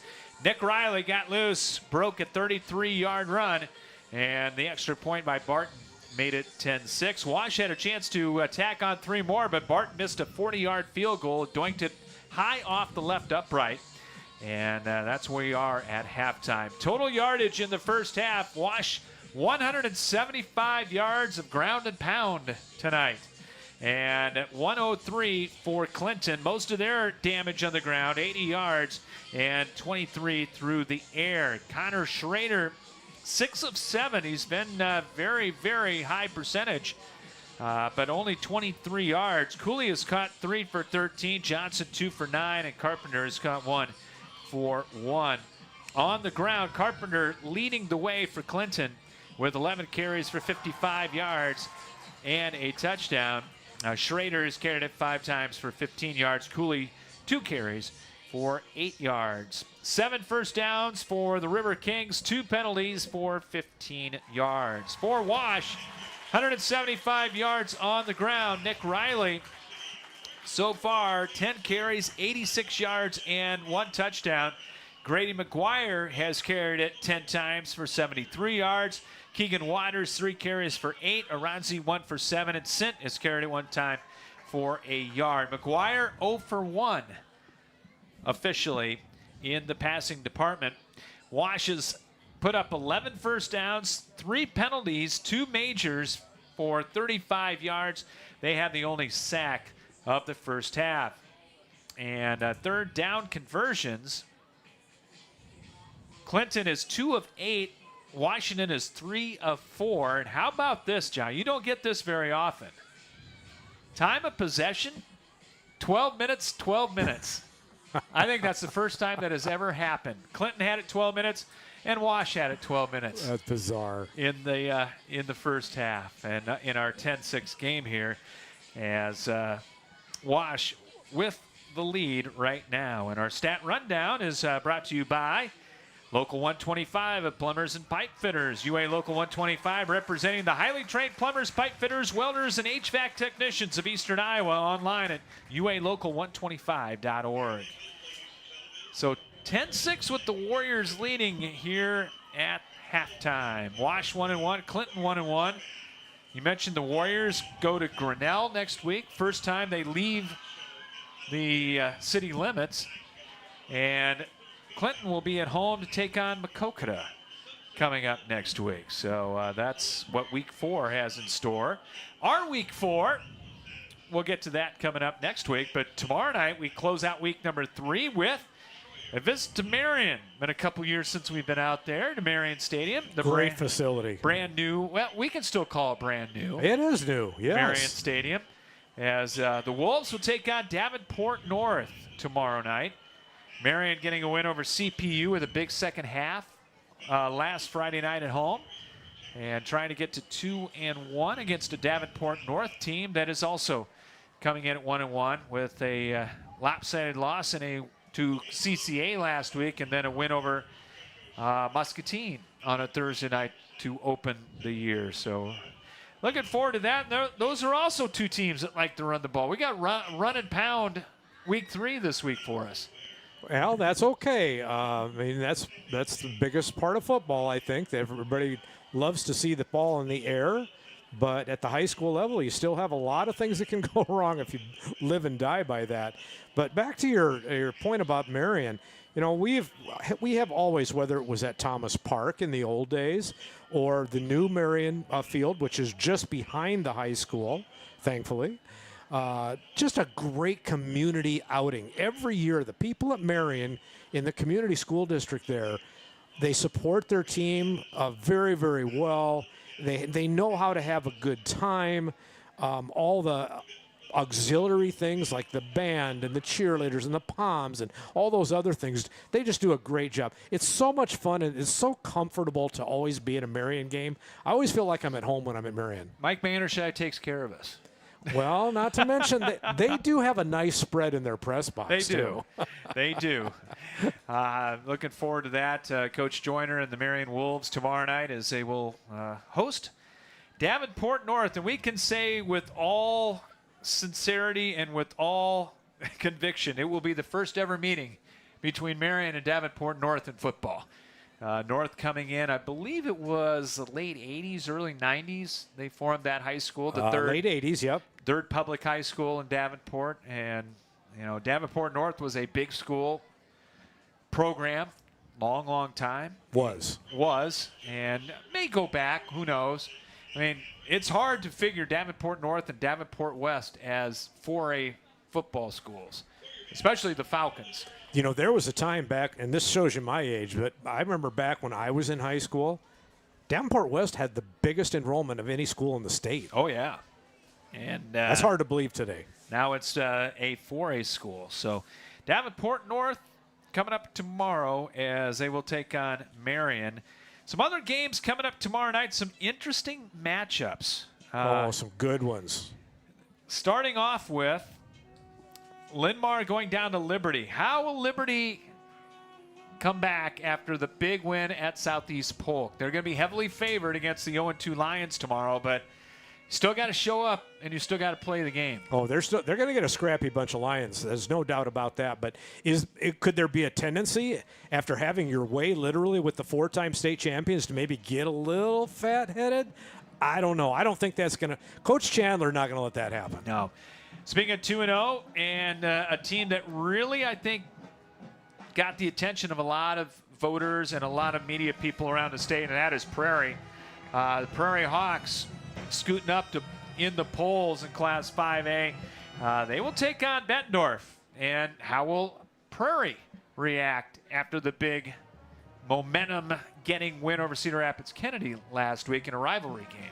My guess is they're going to come pick right back up where they left off. I don't think that with all those former and current head coaches at Prairie, that they're going to there's not a practice this week, Scott, where they weren't reminded that a letdown at any stage of the game, especially in 5A, will get you on the road in the playoffs, and you don't want to be on the road in the playoffs. No, you do not. Speaking of that, there is a big game at Kingston tomorrow night as well. 0-2 Waukee makes a 2-hour trip to take on Kennedy.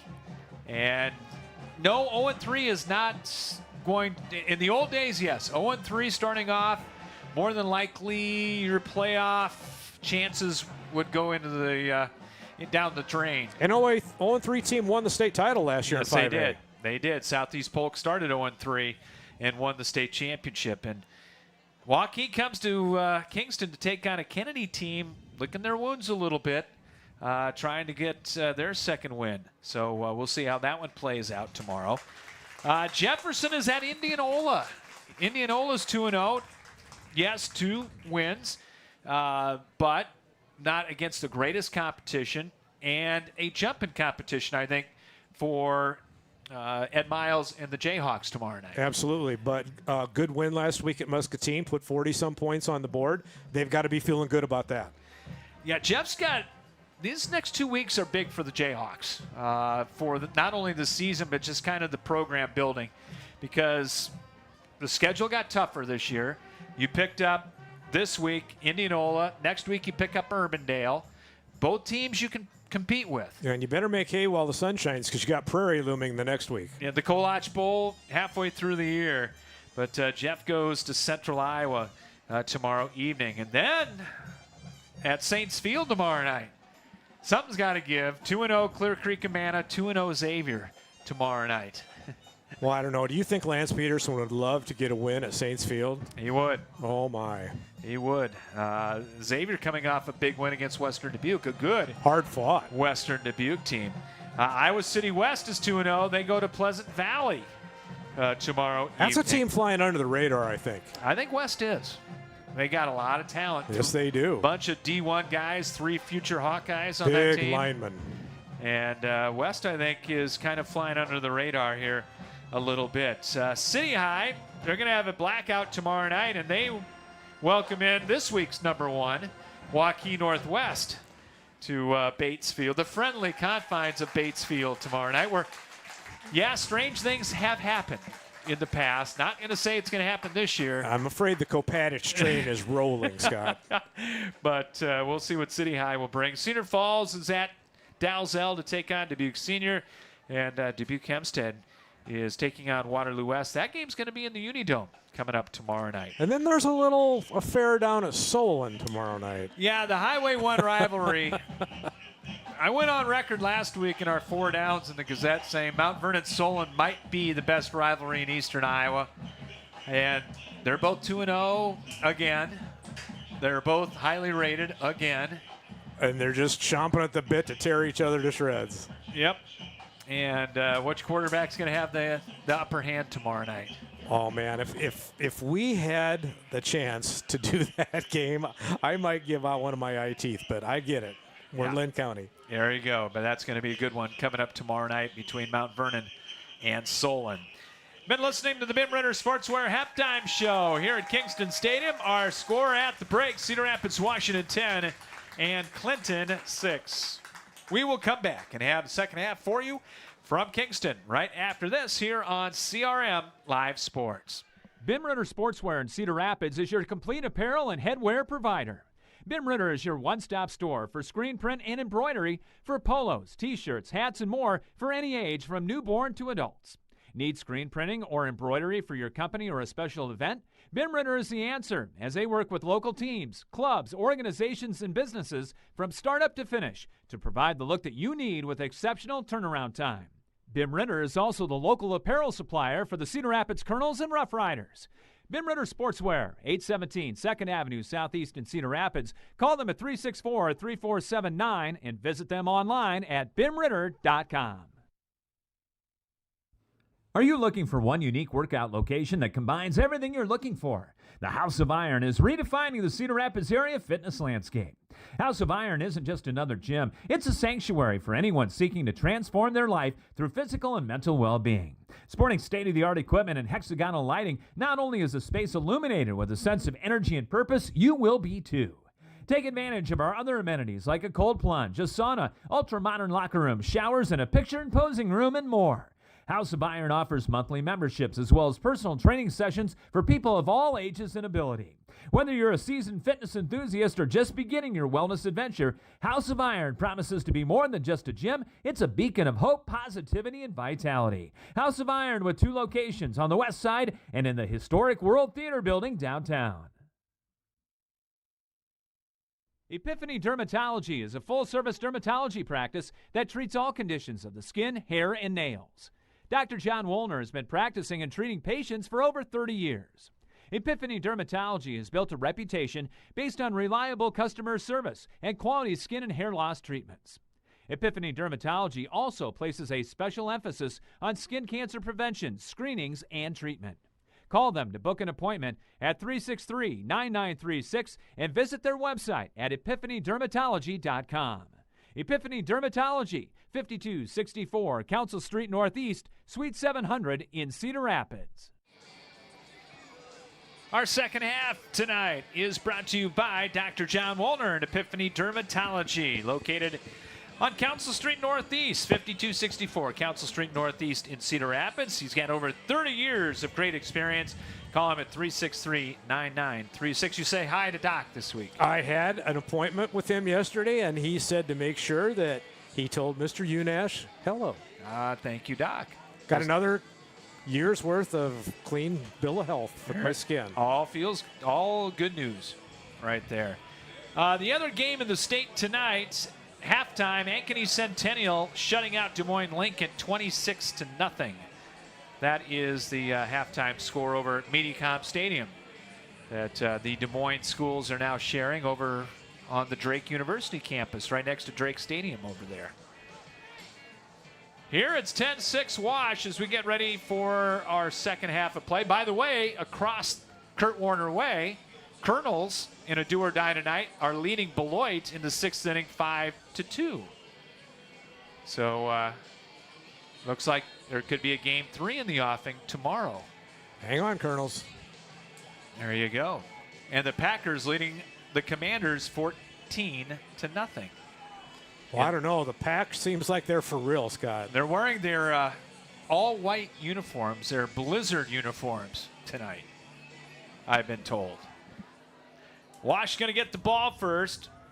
Clinton to kick off as they will kick off from right to left and defend the south goal. Brady Kurtz will kick it away. And again, Wash has got their 2 deep backs way up at the 16-yard line. Keegan Waters on the near side and Terrion Montgomery on the far side. Getting ready for our second half, and we're underway. Going to be a pooch kick and taken by one of the upbacks at the 35-yard line. That is Cam Stroshine, and he stood up at the 40. So tried to do the old Hayden Fry pooch kick right there, and did not work quite as well as it did for the former Hawk coach. Best starting field position of the night for the Warriors.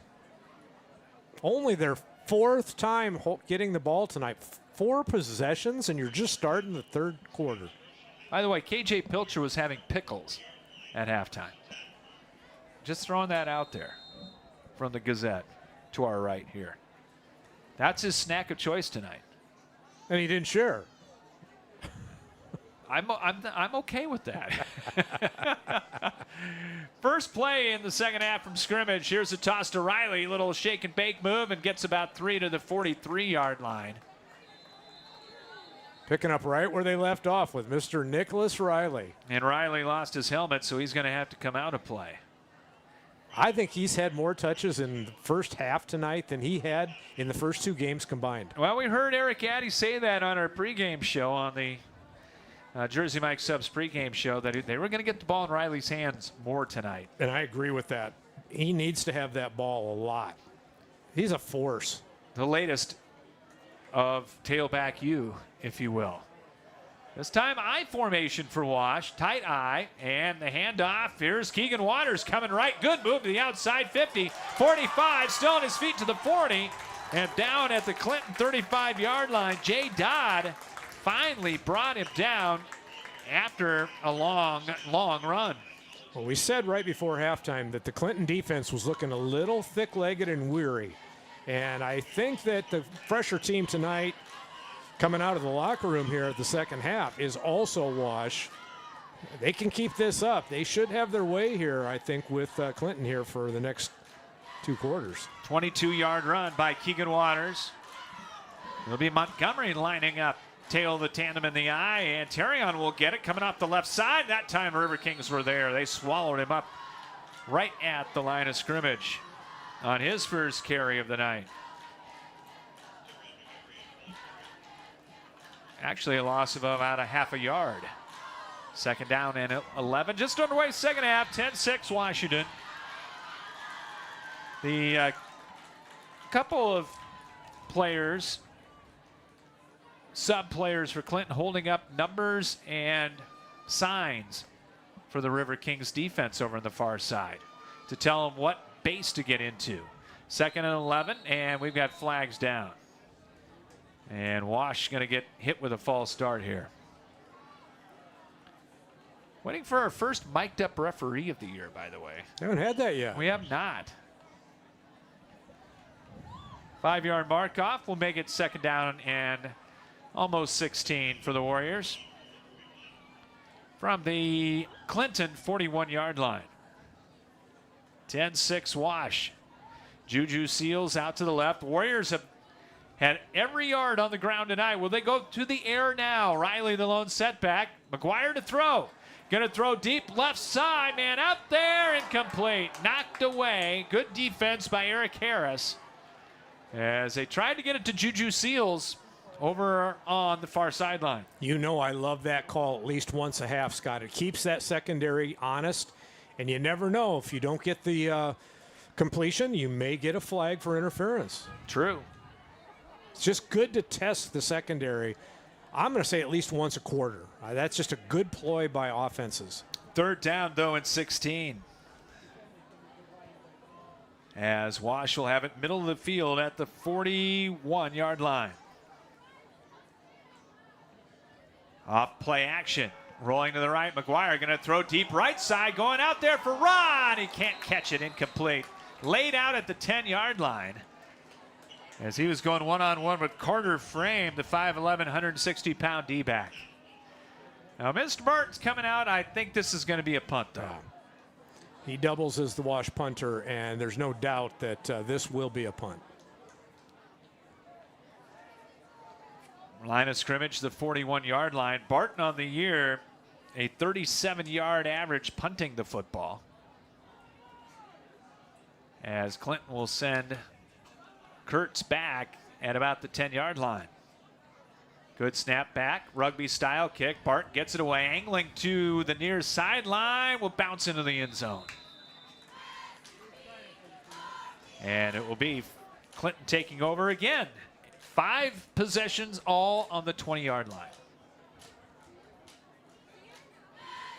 All courtesy of Logan Barton. He wanted that one out at the 20, though. So the Warriors will bring the defense out here. They take on Connor Schrader and the Clinton offense. And they'll have it at the 20-yard line. Down 10-6. Schrader in the gun. They'll send Dodd in motion. They'll toss it that way to Carpenter. Turns it up the numbers at the 20, crosses the 25, and rolled down by Kobe Sint as he gets to the 26-yard line. Carpenter is a good little junior runner. He's not little either. He's 6 foot 180.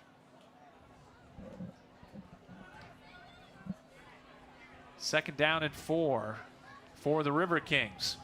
9 minutes to play here in the third quarter. They'll keep it on the ground. Carpenter angling left, twisted across the 30, and he's going to have a first down as he's going to take it out to the 31-yard line. If you've been with us all night, you'll remember that there's been huge line splits on the right-hand side of the offensive line in the first half for Clinton. Where is it this time? Scott, have you noticed? Left. Oh, big low line splits on the left in this half. Against the three-man wash front. First down and 10 at the 31-yard line. Roll, a throw in the flat. Catch made at the 40-yard line. And it's going to be another first down. As making the catch was Baylitz. Cooper Baylitz out there. 6'2", 211-pound tight end. Going to go for 12, and a Clinton first down. Coverage a little soft there by Wash. And I think Clinton's going to take that whenever they feel like they can. He's actually the backup tight end. Jordan Grun was hurt last week. He's also a junior, and they're going to run it up the middle and into Wash territory. Taking it down to the 49-yard line was Carpenter. And that was a huge surge by the Clinton offensive line. They came off low and hard and got under the pads of the Wash defenders and pushed them back. Clinton coming out snorting a little bit here in the second half. First down, run of 8, second down. They'll throw it again, and the pass along the far sideline caught at the 40, inside the 35, and again, Baylitz takes it down to the 34-yard line. Yeah, that play started off out of the shotgun as a quarterback sweep into the boundary there.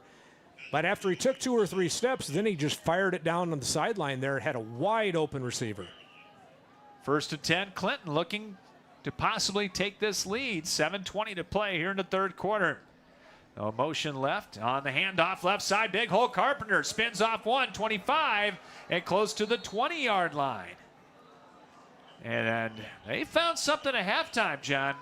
Well, and again, they've moved those big line splits off onto the left side of their offensive line. Now, that's where they ran that play, and there was a gaping hole there where those splits were.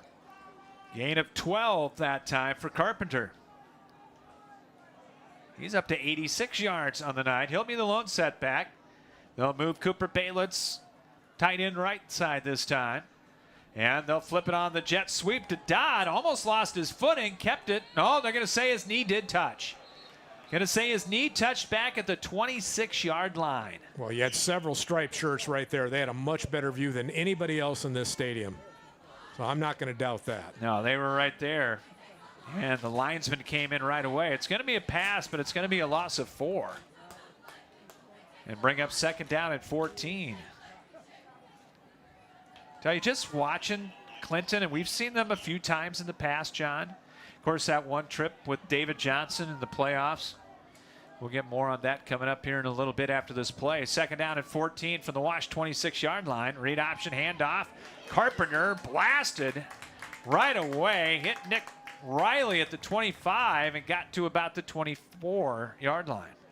Of course, when you mention that name, David Johnson, you know what I think of? That's the only time in 23 years you and I have called a football game from inside the gymnasium. That's right, At over in Clinton Clinton. High.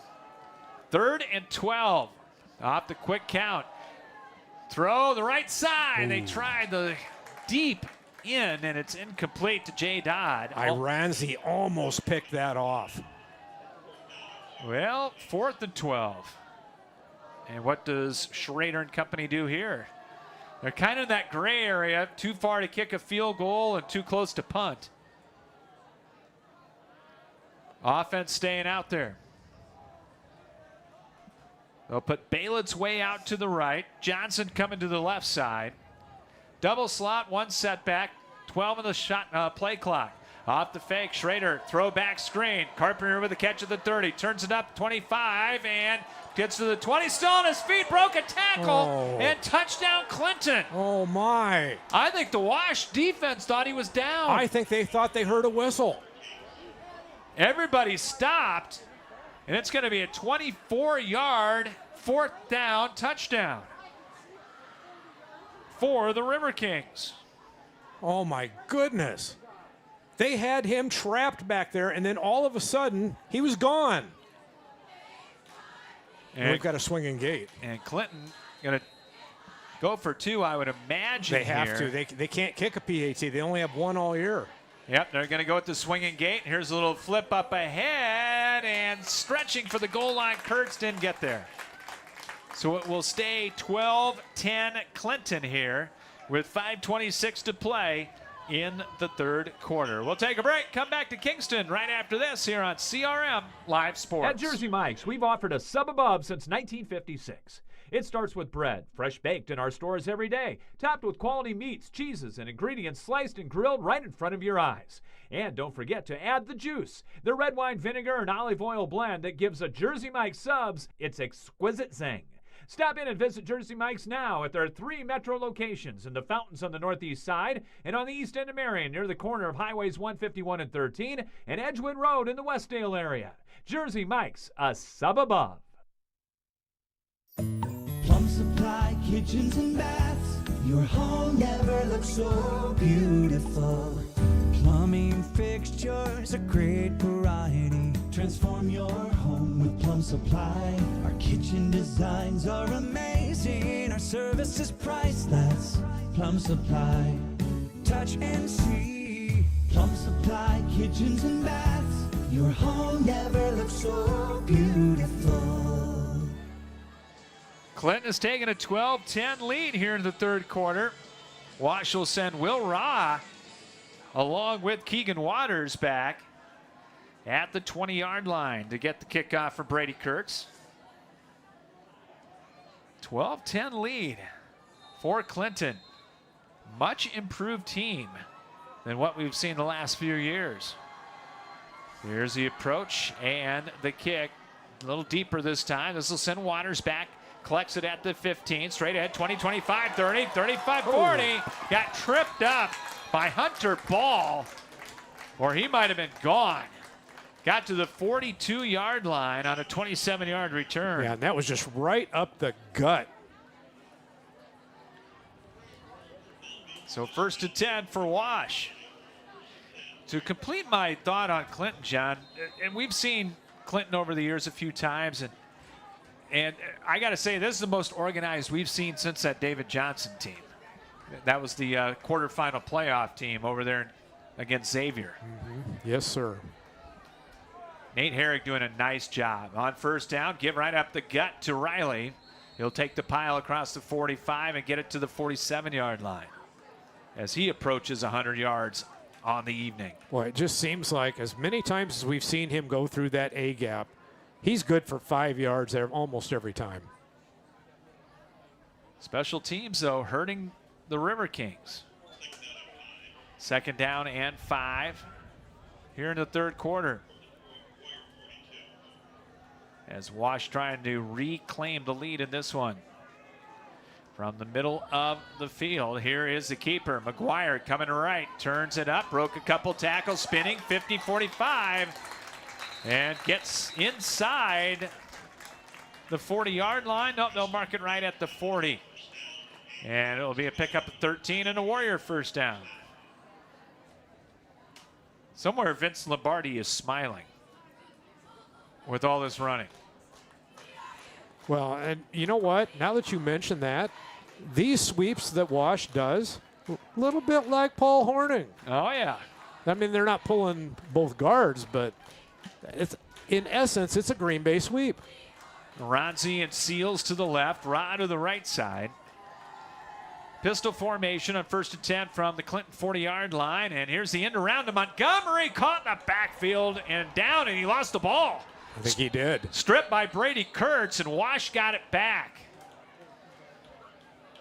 Now, who got it back for the Warriors? They'll unpile And that was big left guard Willie Davis who fell on it. Yeah, one of the defensive linemen for Clinton blew through there and gummed that all up. In fact, he pushed the block of the offensive lineman for Wash into the handoff. It's going to be a loss of 8. So 2nd and 18. Wash all the way back to the 48-yard line, and now Clinton going to drop a few more linebackers here. Wash has not completed a pass yet in this ball game. McGuire 0 for 3. One set back to throw. Grady throws the middle, crossing pattern caught, 35-yard line. Aronzi at the 30, 25 to 20, dragging tacklers all the way down to the 17-yard line. Almost like they heard you up here. 31 on the first pass and catch tonight for Wash. Iranzi is money in the bank whenever he runs that deep slant. He always seems to find the opening and settle into it there. McGuire knows that too. Boy, what a nice pass, It's a too. gorgeous pass. That deep slant goes for 31. Wash in the red zone, down by 2. Pistol formation. Off the fake, McGuire rolls right, throws in the flat. Riley one-on-one. Makes a catch to the 10 and taken down on a nice tackle by Carter Frame at the 7-yard line. But that's going to move the chains. 1st and goal Wash after the gain of 11. So the passing game now is putting Clinton on their heels, not the running game. Boy, I like that play right there. It's a great call. Get Riley out there on an island. 1st and goal, Wash just inside the 7, 2:17 to play 3rd quarter. Clinton up 12-10. Keegan Waters split to the right. Riley in the right hip of McGuire. He'll get the snap. He's going to the right, to the 5. Angling to the end zone. Touchdown. Hardly touched. Grady McGuire gives Wash the lead back. Just go back to that student body right, and the blocking was there, as it has been virtually every time they've called that tonight. So a quick, for tonight, 3-minute, 23-second drive that went 58 yards. McGuire goes the final 7. Extra point try by Bart on the way, and it is good. 17-12. Cedar Rapids, Washington out in front.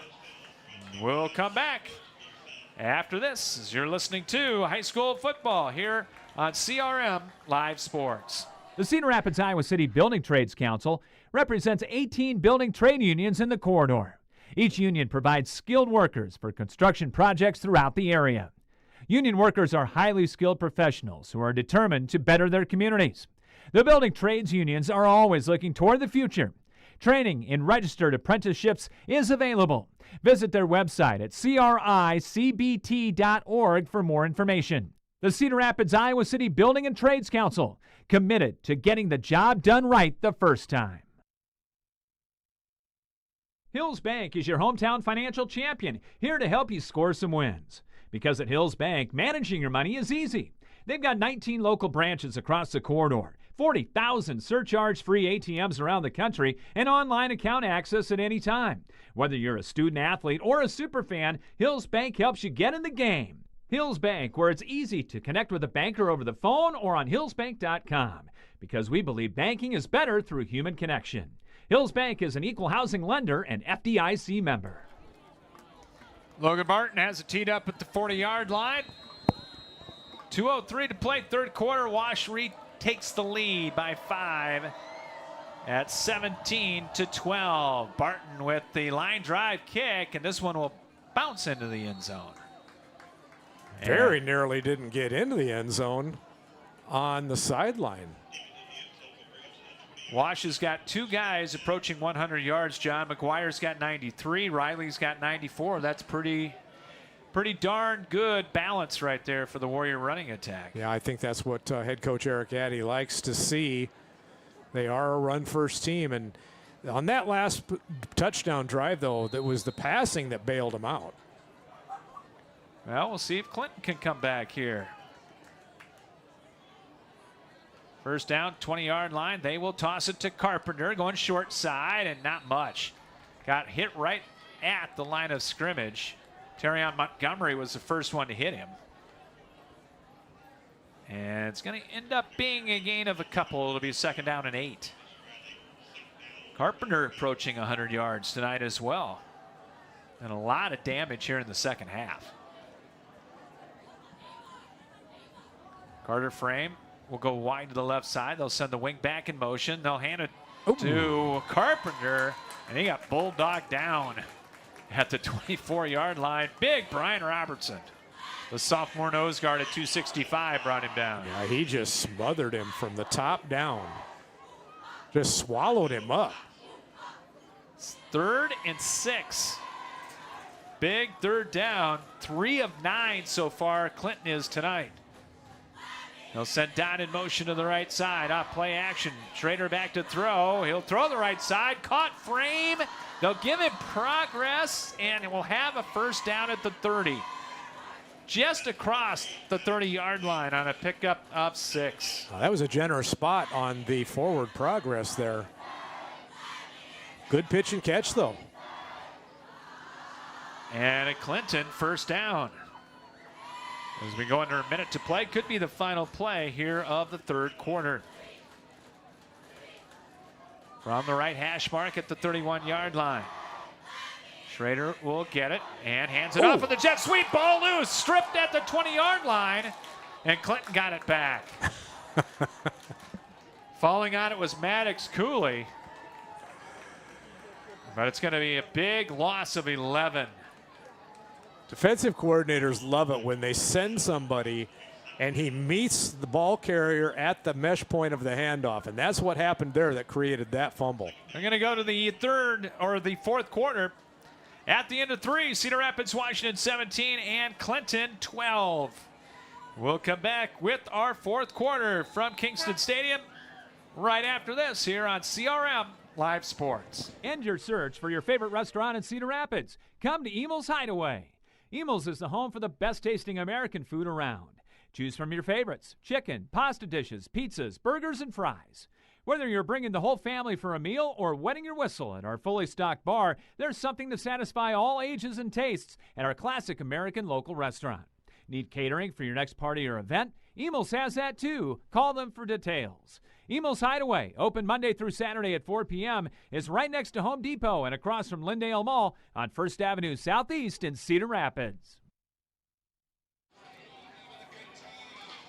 We are back with you from the Bob Brooks Press Box here at Kingston Stadium. Scott Unash, John Hegarty with you. As Cedar Rapids, Washington, and a good one, leading Clinton 17-12. We'll give you the 3rd quarter numbers coming up here in a moment. Been a good ball game tonight. Kind of what we thought it would be. Very entertaining and kind of a back and forth affair. Leads changed hands a couple of times, and that's what's making it a lot of fun. I don't think Wash is enjoying being this. They'd like to have a little more of a cushion, but right now I'm kind of impressed with the way Clinton has bounced back in terms of getting back on their toes. They were looking a little weary-legged there for a while, but somehow they've dug down and kind of reached back down and found another gear that I didn't think was there. Washington with 259 yards of total offense through 3 quarters. We'll give you the Clinton yardage here in a moment. As the River Kings facing a 2nd down and long after the big loss, and they'll throw it out in the flat to Dodd on an island, didn't go anywhere. Back to the line of scrimmage, and that is all in a big, long 3rd down coming up here for the Clinton offense. And they haven't necessarily been shaky on their punt team, but I'll tell you what, they haven't been real proficient with it either. No, they haven't. So Wash is going to be able to get this ball back with some great field position, if not a nice return. Clinton 178 total yards through 3 quarters. Off a couple of fakes, he'll give it on the end around to Cooley, and he's got an opening, gets across the 30 to the 35. Ended up getting 15 out of it. They're still going to be about 6 yards shy of the 1st down, though. Yeah, that punt team's going to have to come out.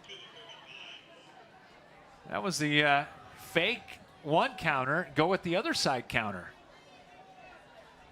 So Aranzi's going to go back to about his own 35 or 40 here. But the punts that we've seen tonight should allow him to run up, and if he can catch this in the air, get a nice return. Wash would love to start this drive inside River King territory. Boy, Aranzi's at the 45-yard line to get this Yeah, punt they just moved him up. from Kurtz. Good snap. No rush. Got it away. Got away. Nice Oh. one. Going to go way over the head and get a big-time roll inside the 20, inside the 15, and down to the 13-yard line. Oh, if Aranzi stays where they initially had him lined up, he fields that in the air and gets a nice return. That was a tough adjustment they made at the last minute on him there. 52 yards on the punt and no return. Oh, so instead of having the ball somewhere around midfield, they're all the way back in their own kitchen. So it'll be 1st and 10 for the Warriors, and this is where you try to put this one away right now with your ground game. Yeah, and just, how about a 90-some yard drive here for the touchdown and just take a bunch of time off that clock? I'll call it officially the 14-yard line. Seals and Ra, the two wideouts, on 1st down. McGuire under center, and he'll fake and keep. Coming left, turns it back up and got popped. Carpenter got him down low and up high. Hayden Chandler got the big stick after a gain of 3 at the 18. McGuire's got 93 yards. Riley's got 94 yards on the night. And Wash with a 17-12 lead with 10 minutes to play in the ball game. We'll pick our play of the game at the conclusion of this one, brought to you by Carpenter's Local 308. On 2nd down, McGuire on the keeper. Started to go left, cut it up, and got to the 19 for a gain of a yard. Wash has been very proficient on 3rd downs tonight. They haven't had many of these 3rd and 5s, though. No, they haven't. They had a 3rd and 6. From the 19-yard line. See if they boot McGuire here. Riley the setback. Slot left, slot right. And a receiver left and right. And we got a stoppage and a penalty. False start against the Warriors. We'll back them up 5 more.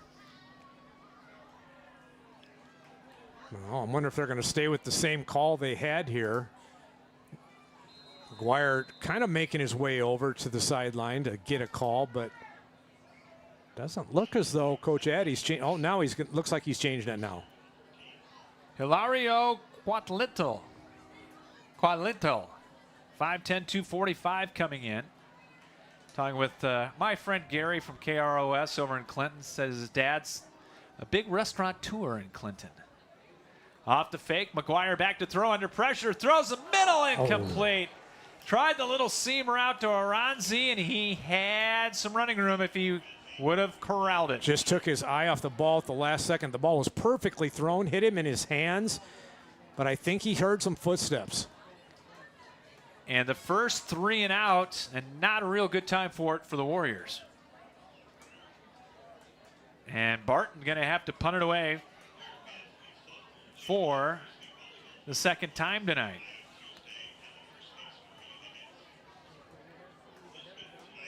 As he will have the line of scrimmage being at the 14. When Clinton backing their return man up a ton. Yeah, Cooley back at the 40-yard line. Barton gets it away, low end over end kick will take a Warrior bounce. Inside the 40, inside the 30, and man, it will go inside the 20 down to the 19. And Mr. Barton's celebrating on that. Yes, he is. That'll take care of his average for a little while.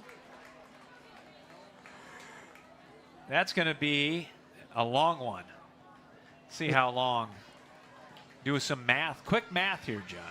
Not too many times through the years, Scott, that 67-yard punt. Oh, boy, that'll help the average.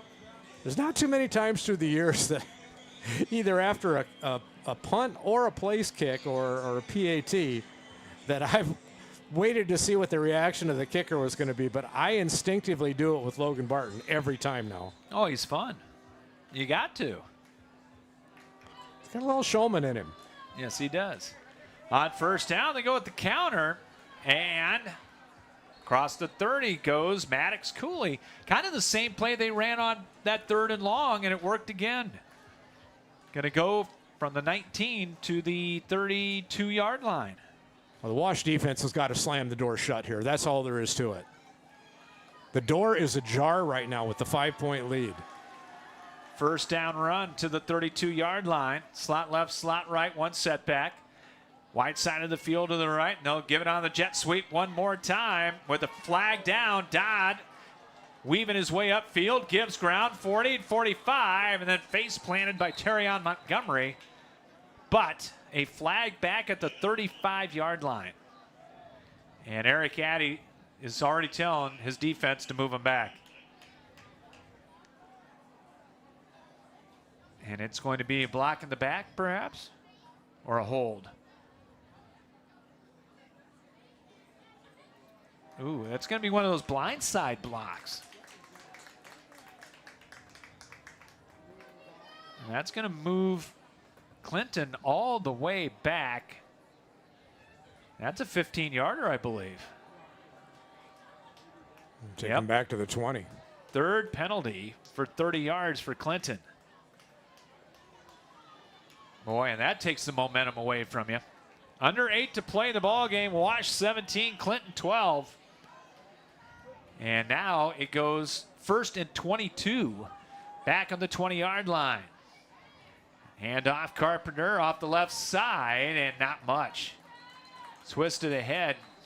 Did get to the 25, still on his feet, got up, but they blew the play dead. And that will go for about 5. And now it's Wash's turn to be stripping at the ball. Clinton's been doing that all night. Wash is picking it up now. Boy, Ethan Carpenter thought he wasn't down. Now, we don't have replay, obviously, in high school football. But he thought he fell on bodies and got up. The officials are walking it back. 2nd and 17 after the gain of 5. 7 minutes to play in the ball game. Marshall Johnson wide to the right side, Twins to the left. And Schrader back to throw. Rolls left, throws far sideline, coming back and incomplete. Looked like the catch was made by Baylitz, but it went off his hands as he got hit by Rowan Shaughnessy. Couple of different Warriors in the secondary converged very quickly there. Weren't going to be able to intercept it by any means, but it looked like they almost could have tapped it away. Schrader now 12 of 15. Came in with only 50 yards passing. He's got 72 tonight. 3rd down and long from the 25, their own 25. Off the fake, they will hand it off on that in run again. Cooley, good cut to the 30, 35, and twisted down as he gets to the 39-yard line. Going to go for 14, but it's going to be short again. Still going to be 4th down and about 4. 4th and 3. Clinton with all 3 timeouts, and they're going to use one. Timeout, River Kings. 6:27 to play in the ball game. Wash 17 and Clinton 12. We'll come back after this here on CRM Live Sports. Spinal Corrective Center, PC, 3800 River Ridge Drive, Northeast in Cedar Rapids. Dr. Gene Kretzinger and Dr. Janet Kuehl provide education to families on healthy living and wellness. If you want to reach optimum health and peak performance levels or are suffering from injury, pain, and other health problems, the chiropractic care they provide can give you relief and stability. Spinal Corrective Center PC has over 50 years combined experience in chiropractic care. And athletes, let us help you perform at 100% through sports chiropractic care. Call today at 393-3996 to schedule an appointment or go online at spinalcc.com. Spinal Corrective Center PC, delivering quality chiropractic care for the body to function at its highest level. Well, John, you think Clinton's going to go for it here? Well, you play to win the game. Isn't that what somebody once said? That is correct. Nope. Well, nope. Offense is out there. 4th and 3 on their own 39. With 6:27 to go, down by 5, and Clinton going to go for it. Ball far hash. Maybe try the hard count because that would get the 1st down if Wash would jump. They've had success with that end around. Nope, they're going to run it. Carpenter's got it. More. 40, 50. Breaking tackles into Wash territory. and taken down from behind all the way down inside the Wash 30. That was the old Wildcat, and it worked to perfection. 33 yards, and Clinton has been excellent on 4th down tonight. Touchdown saving tackle on the Clinton sideline. And Carpenter way over 100 yards now. And he just seems to be getting stronger as the game goes on.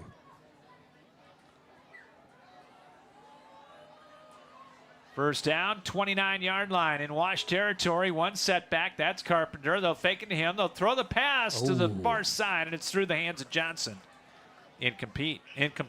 Very catchable ball and a nice buffer there. Johnson could have picked up some yards, but he took his eye off the ball.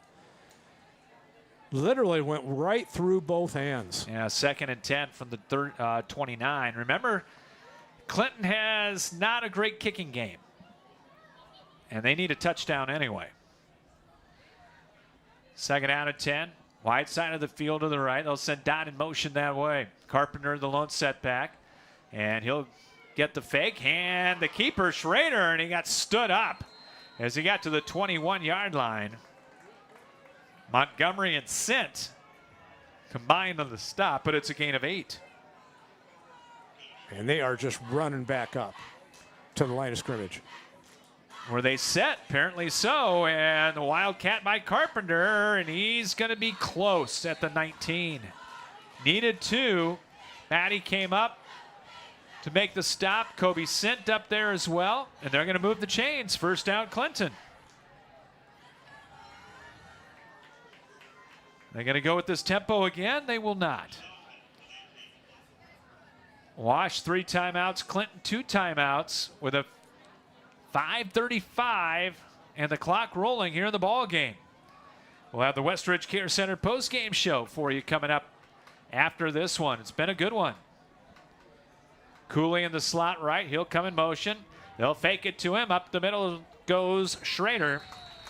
And not much. Got 2 to the Wash 17-yard line. Nate Harry calling a nice game. I think both of the head coaches have done a great job tonight. Blackhurst coming out of the lineup for Wash. Willie Davis, I believe, going in there. No, Connor Utley in there. 2nd out and 8. Ball middle of the field at the Wash 17-yard line. Rolling to the left. Schrader looking to throw under pressure. And throws upfield to the end zone. Incomplete. He was very close to the line of scrimmage. And Schrader took a pop when he let it go. And apparently he had some part of his body behind that line. That's all you need. And Ethan Carpenter laid out one of the linebackers for Wash with a block. Man, these 2 teams are scratching and clawing at each other right now. Good non-district battle here in 4A. Talk about victory hanging in the balance. We're at that spot in the game right now, folks. 4:39 to play, 17-12, Cedar Rapids, Washington. Cooley comes in motion. In the Wildcat, Carpenter, end run left, 15, down to the 10. And he should have enough for a first down. Robertson had a hand on his jersey in the backfield. If he could have just grabbed a hold of it, that would have been a tackle for a loss.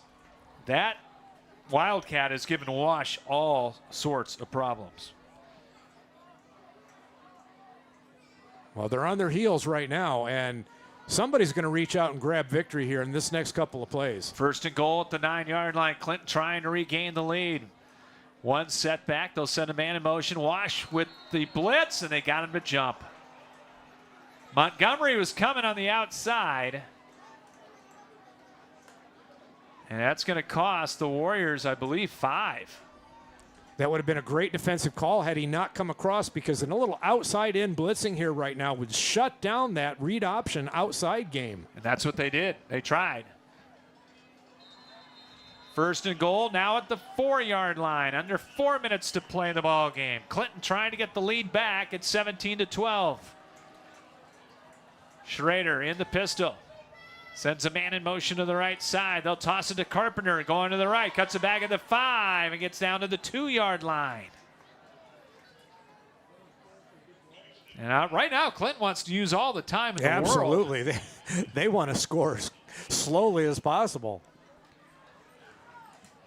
But they can't mess around too much. They've got to score. Wash has got to find a way to just keep them out of the end zone. There's no way that they're going to kick a field goal.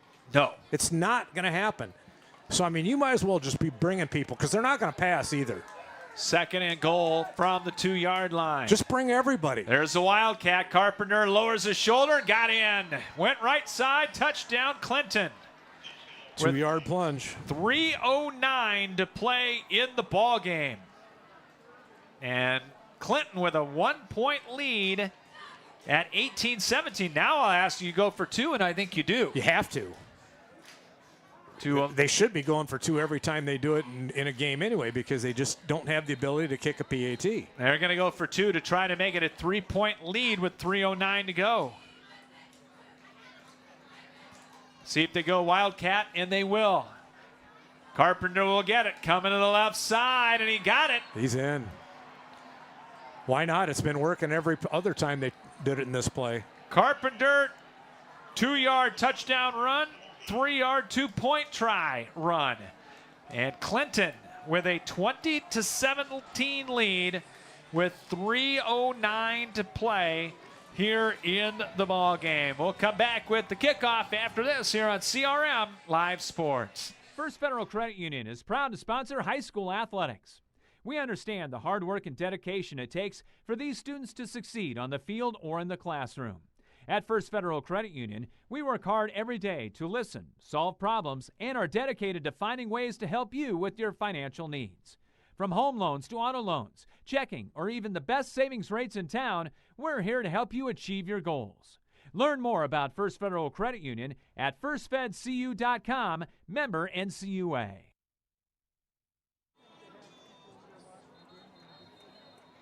Well, if Wash wants their 2nd win of the year, they're going to have to do it in come-from-behind fashion. With 3:09 to play here in the ball game, Clinton has taken a 20-17 lead on the Carpenter 2-yard touchdown run. Off the Wildcat. And that play has bumfuzzled, to use your expression. Well, one of the things that we have seen in the first couple of weeks out of Wash is that they don't panic. They're pretty calm and composed. So I don't think with little over 3 minutes in this game that there's not going to be any huge sense of urgency. And we got a penalty flag on the kick. Yeah, I think the kicking team went across before the ball was kicked. They did, and that's going to cost them 5. And not with a great kicking game anyway. That's going to give Wash even better field position. Colonel's 5, Beloit 3. And the way the lights just flashed across the Kurt Warner way, my guess is the Colonels just tied it up.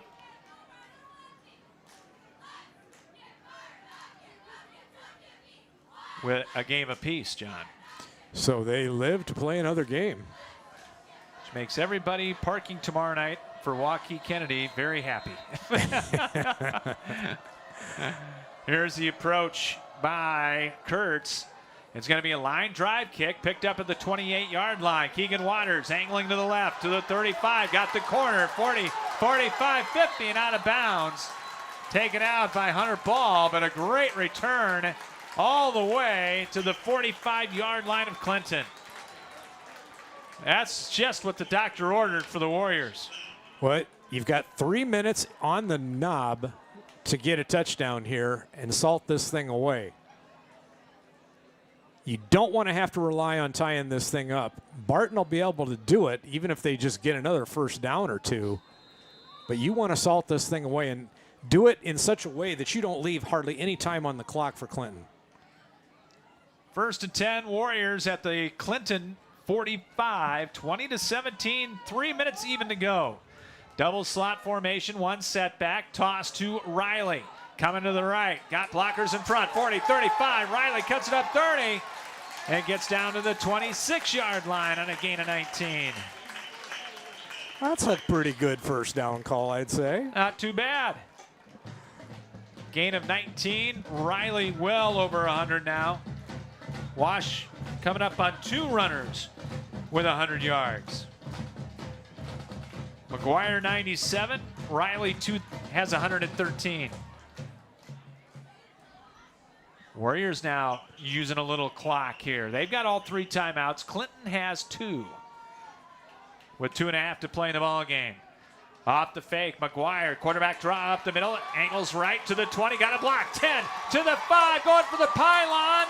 And what are they going to say? They're waving it off. Did he get out of bounds? He did at the 3. Oh, he did not get in, but he dove in on the far side. It was hard for us to see the angle. Now, do you want to score this quick, though? Well, I don't know. First and goal, they're going to say he stepped out of bounds at the 3 as the fireworks go off. So I'd say the Colonels won. That'll make everybody happy over here. First and goal, Wash at the 3-yard line from the right hash. Riley, lone setback, 5 in the play clock. Here's a toss. Riley coming left, being chased. Down he goes. Jay Dodd came up to get him. John Clinton read that beautifully. You know, there's always a risk when you're down in short yardage with just a couple to go that you run a sweep. You're going to get exactly what we just saw happen there. If they get any kind of penetration, you're in for a big loss. Under 2 to play. It's 20-17 Clinton. Second and goal from the 8-yard line. McGuire in the pistol. Here comes the blitz.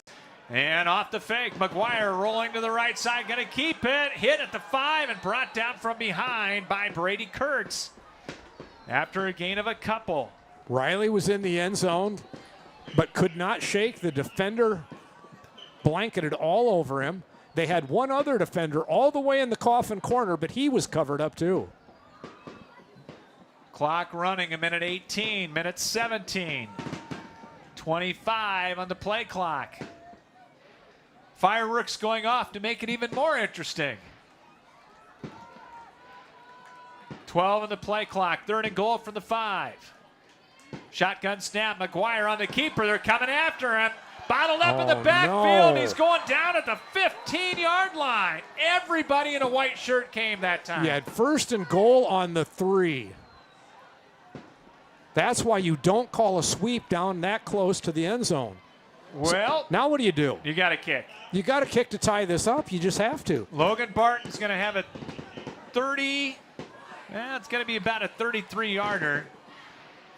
From the left hash. Logan Barton says, I got this, I got this. And right now it looks like Eric Addy's going to call timeout. He's going to take it down, call timeout. That's exactly what's going to happen. Play clock at 6, big clock at 11. Timeout, Wash, with 6 seconds to play. Barton does have a field goal, a 25-yarder on the first possession of the game. He also has a missed field goal from 40 yards out, which he twanged and thumped off of the upper part of the left upright. This is going to be a 32 or a 33-yarder depending on the spot. And it's either going to be overtime or Clinton's going to go down Highway 30 very happy. With their first win at Kingston Stadium in a long, long, long time. Well, I dare say that almost anybody who knows high school football right now would say that number 99 is the guy you would want to be kicking this if you're Washington. Aronzi is going to be the holder. Kobe Sint is the snapper, the deep snapper for Wash. And it will be a 32-yard attempt for the near side hash mark for the tie. Here we go. And now Clinton's going to use a timeout. Ice, ice, baby. Yeah, you got him. Nate Herrig on the run, calling a timeout. Going to make Logan Barton think about it a little bit. Mr. Herrig's still a big boy, by the way. Big red. Big red beard. All right, so it's going to be, again, that 32-yard field goal. Got one more. Can you go back to back? I don't know if you can. If you can go back to back timeouts. We're going to find out, I think. Because you're going to get one, or unless you want to carry it over into overtime. If Barton is successful. Been a good ball game. Clinton 20, Cedar Rapids, Washington 17. Warriors down 3, trying to tie it up with Logan Barton. A 32-yard attempt. He's good from 25. He missed off the left upright from 40. Again, 32-yard attempt for overtime. Good snap, placed down. Kick on its way, and it is no good. He missed it. Off to the right. He missed it right. Oh, and Barton he's walking off away from everybody else. He's inconsolable. Oh, man. Oh, my goodness.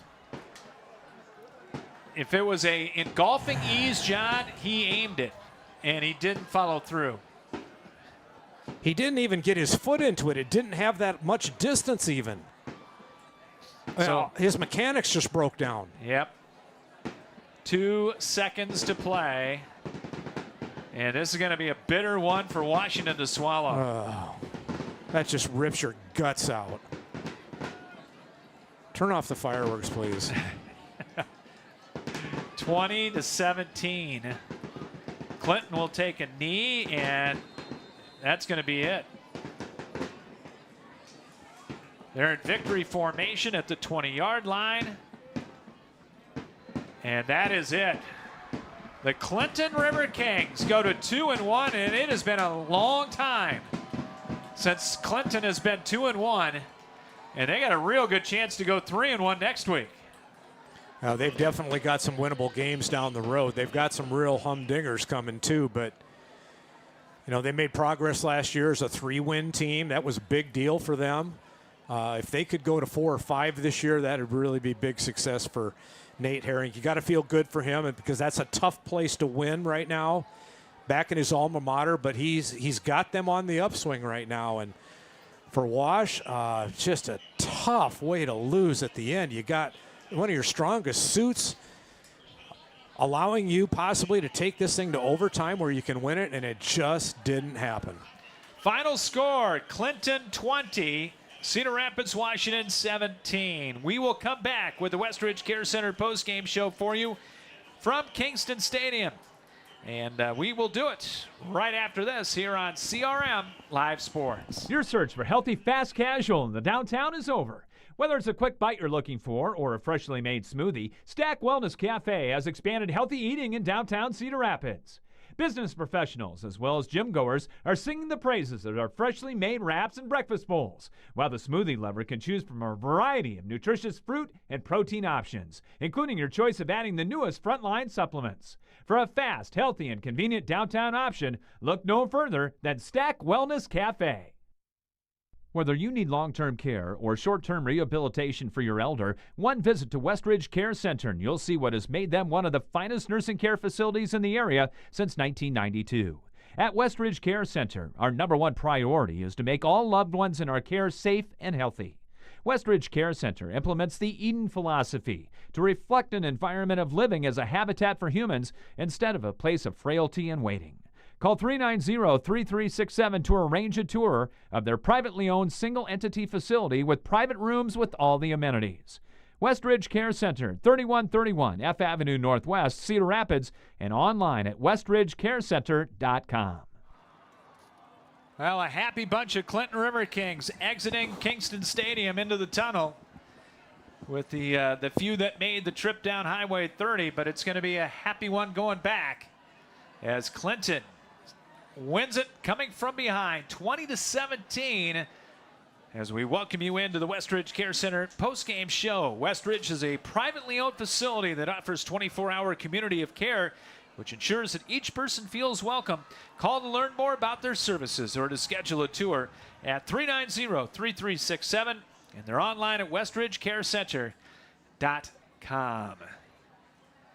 And tough one to swallow for the Washington Warriors. And I don't even know what Eric Addy can come up with at this time. He's got them down in the north end zone, and the body language of the team that's gathered around him, they are just unconsolable. That's the look that I see, and why not? Because they had the hammer in their own hands to take this to overtime, and it just didn't happen. Bitter pill to swallow. It is. And like we said, 2 or 3 losses is not a death blow anymore for the playoffs, but now you got your backs against the wall. Yes, you do. You got to go to a Grinnell team last week that had high hopes going into the season. Their D1 lineman has been out for the year so far. Yep. So they've been a little bit slow to start, but that district play is not going to be easy for Wash. When you talk about Xavier, Decorah, and Waverly. In a row. Yeah. And you've got to go to Decorah, and you've got to go to Waverly Shell Rock. But, man, just it is a tough one to swallow for Wash. As the Warriors look back on this, Scott, they're gonna say that we shot ourselves in the foot in the first half, and then we didn't close the door in the fourth quarter when we had the chance to do it. The defense did not come up with the stop on that last Clinton drive. They had the chance to do it, and they just didn't get it. Then they also had the chance on the final field goal to send this to overtime, and they didn't execute. And those are the things that they're going to look back at and say, we had our opportunities, but we didn't close the door. Yep, and not only a long time to think about it, but an extra day to think about it as well, as they will not play again till next Friday. But kids are resilient. You got to hope for that. More resilient than the coaches, let me tell you. Yeah, this is going to hurt. Going to hurt everybody. Well, I don't know if anybody's going to take it harder than Logan Barton. He, of all those that are inconsolable down there, still in a semicircle around Coach Eric Addy, he's the one that just, I don't know if he'll sleep tonight, Scott. Yeah, and he's a heck of a kicker. He is a fantastic kicker. If there's a guy in the state that you wanted to have out there with the chance to tie this thing up and go to overtime, that's the guy you'd want out there. There's no doubt. But just was not in the cards for that one here tonight. We're going to get to the final stat rundown coming up here on the Westridge Care Center post-game show. We'll get you our play of the game and our player of the game as well. We will do that here in just a little bit. And a reminder, tomorrow night we'll be at Marion. It'll be Davenport North and the Marion Wolves. We'll be on the air at 7 o'clock coming up tomorrow. I suggest you get there early. Parking is at a premium when we go to Marion. And it's homecoming. And it's homecoming for the Marion Wolves coming up tomorrow. But that should be a whole lot of fun. Looking forward to that, as Marion will be in action against Davenport North coming up tomorrow. Let's take a look at the final stat rundown in this one, as Clinton beats Washington 20-17. Warriors led 10-6 at halftime. Clinton came out, took a 12-10 lead with 5:26 to play in the third quarter. Schrader hit Carpenter on a 24-yard throwback screen. The two-point try was no good, and it was 12-10. Wash came right back, storming back, as they went 58 yards in 3 minutes and 23 seconds.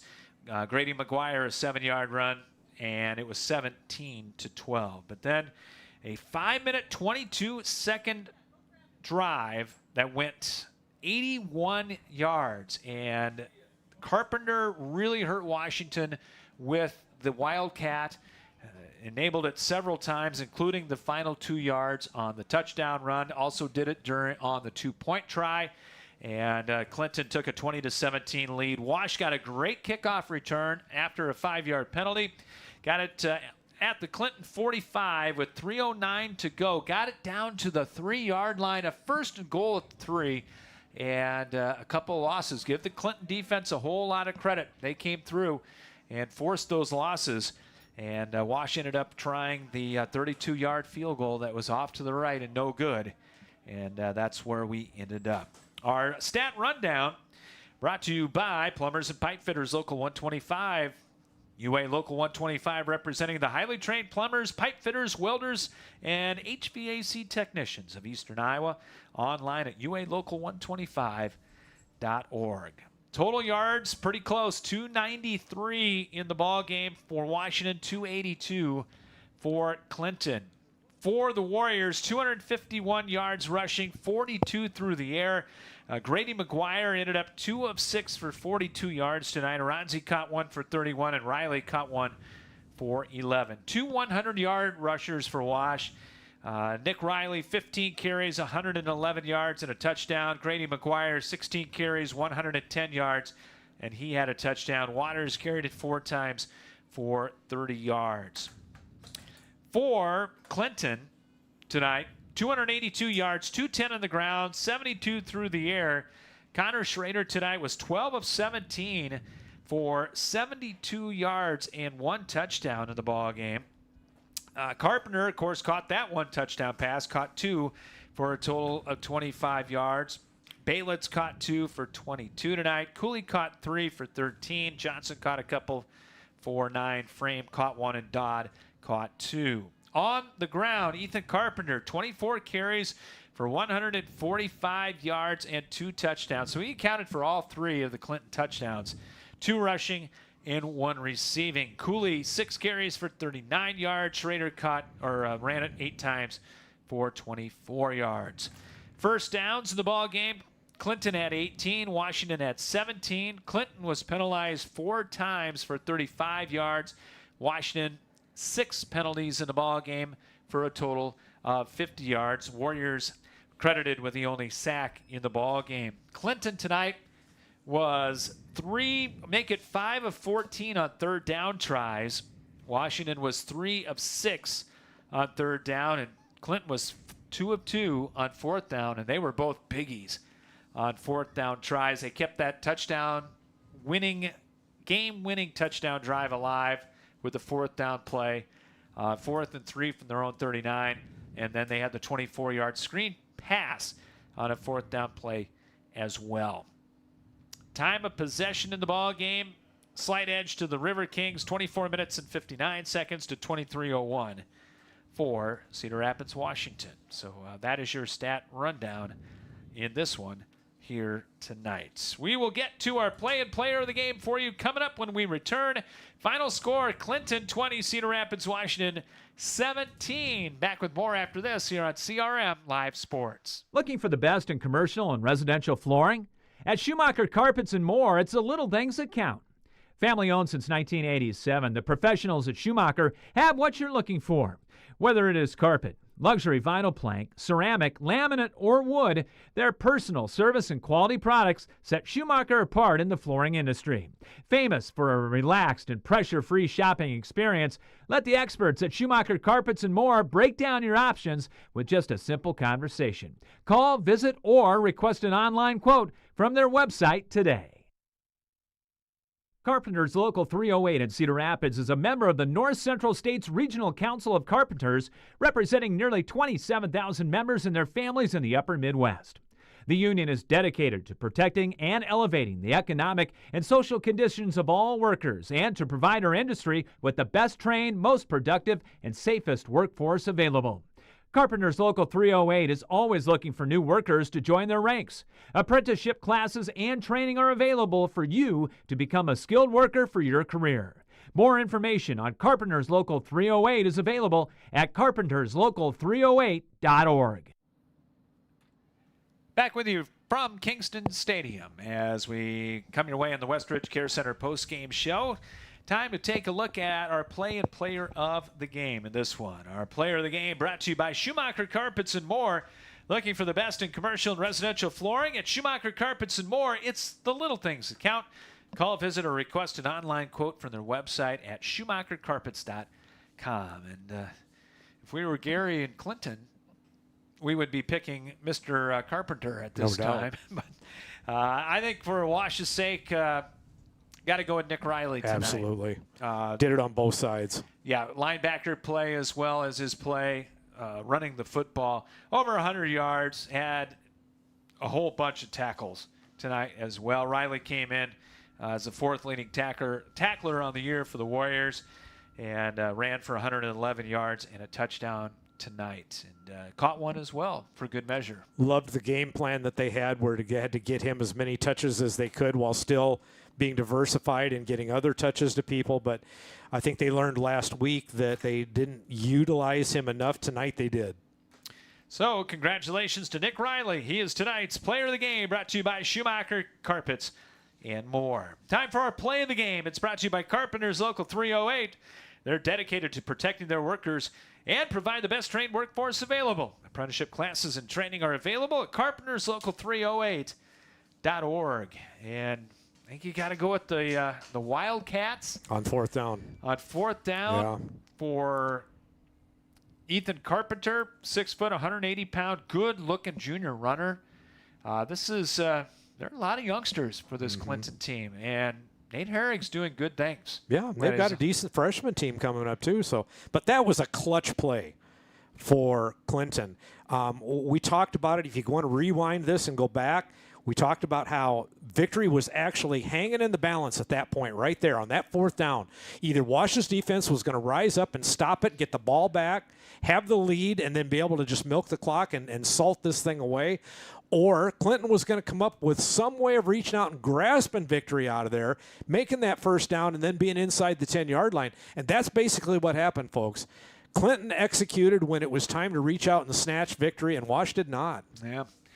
So that Wildcat plays, those are going to be the plays of the ball game, brought to you by Carpenters Local 308. And see if we can get the final from over in Des Moines. I have no doubt Ankeny Centennial is the victor over there. And we will try to find that here before we sign off and let you know what's happening tomorrow evening as we get ready for week 3 of the high school football season. Down that Des Moines area score that you're looking for, though, that's going to be just one more notch in the belt for Jerry Pizzetti. Well, Ankeny Centennial, the last score we got, 47-6 with 4:42 to go.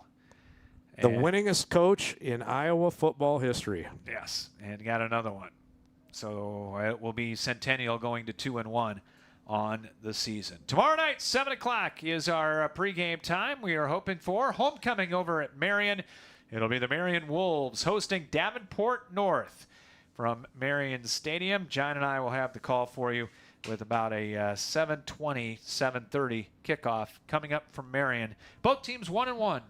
So much like this game, whoever comes out with that second win, that's going to be a boon to their season. Marion in a really tough district, though. Yes, they are. But they've got a lot of extra things going on tomorrow night, with homecoming being a whole part of it, too. That brings a whole other series of things that you have to try and deal with. But it's going to be a festive evening, I know that. And we're going to have a lot of fun in Marion. Always a lot of fun when we go over to Marion to cover the Wolves. So that'll be tomorrow night at 7 o'clock here on CRM Live Sports. John, have a good night. We'll talk tomorrow. See you then. All right, that's going to wrap things up here tonight. A big thanks to all of our great sports-minded boosters that bring you high school football and basketball coming up during the winter here on CRMLiveSports.com. Couldn't do it without them, and thank all of them very, very much. Go out and support them when you can. And a big thanks as well to everybody for tuning in to this one here tonight. For John Haggerty, Scott Udash saying so long. Final score of this Class 4A non-district Week 3 Thursday nighter. Clinton 20, Cedar Rapids, Washington 17. You've been listening to a sports presentation of CRM Live Sports. And so long from the Bob Brooks Press Box at Kingston Stadium.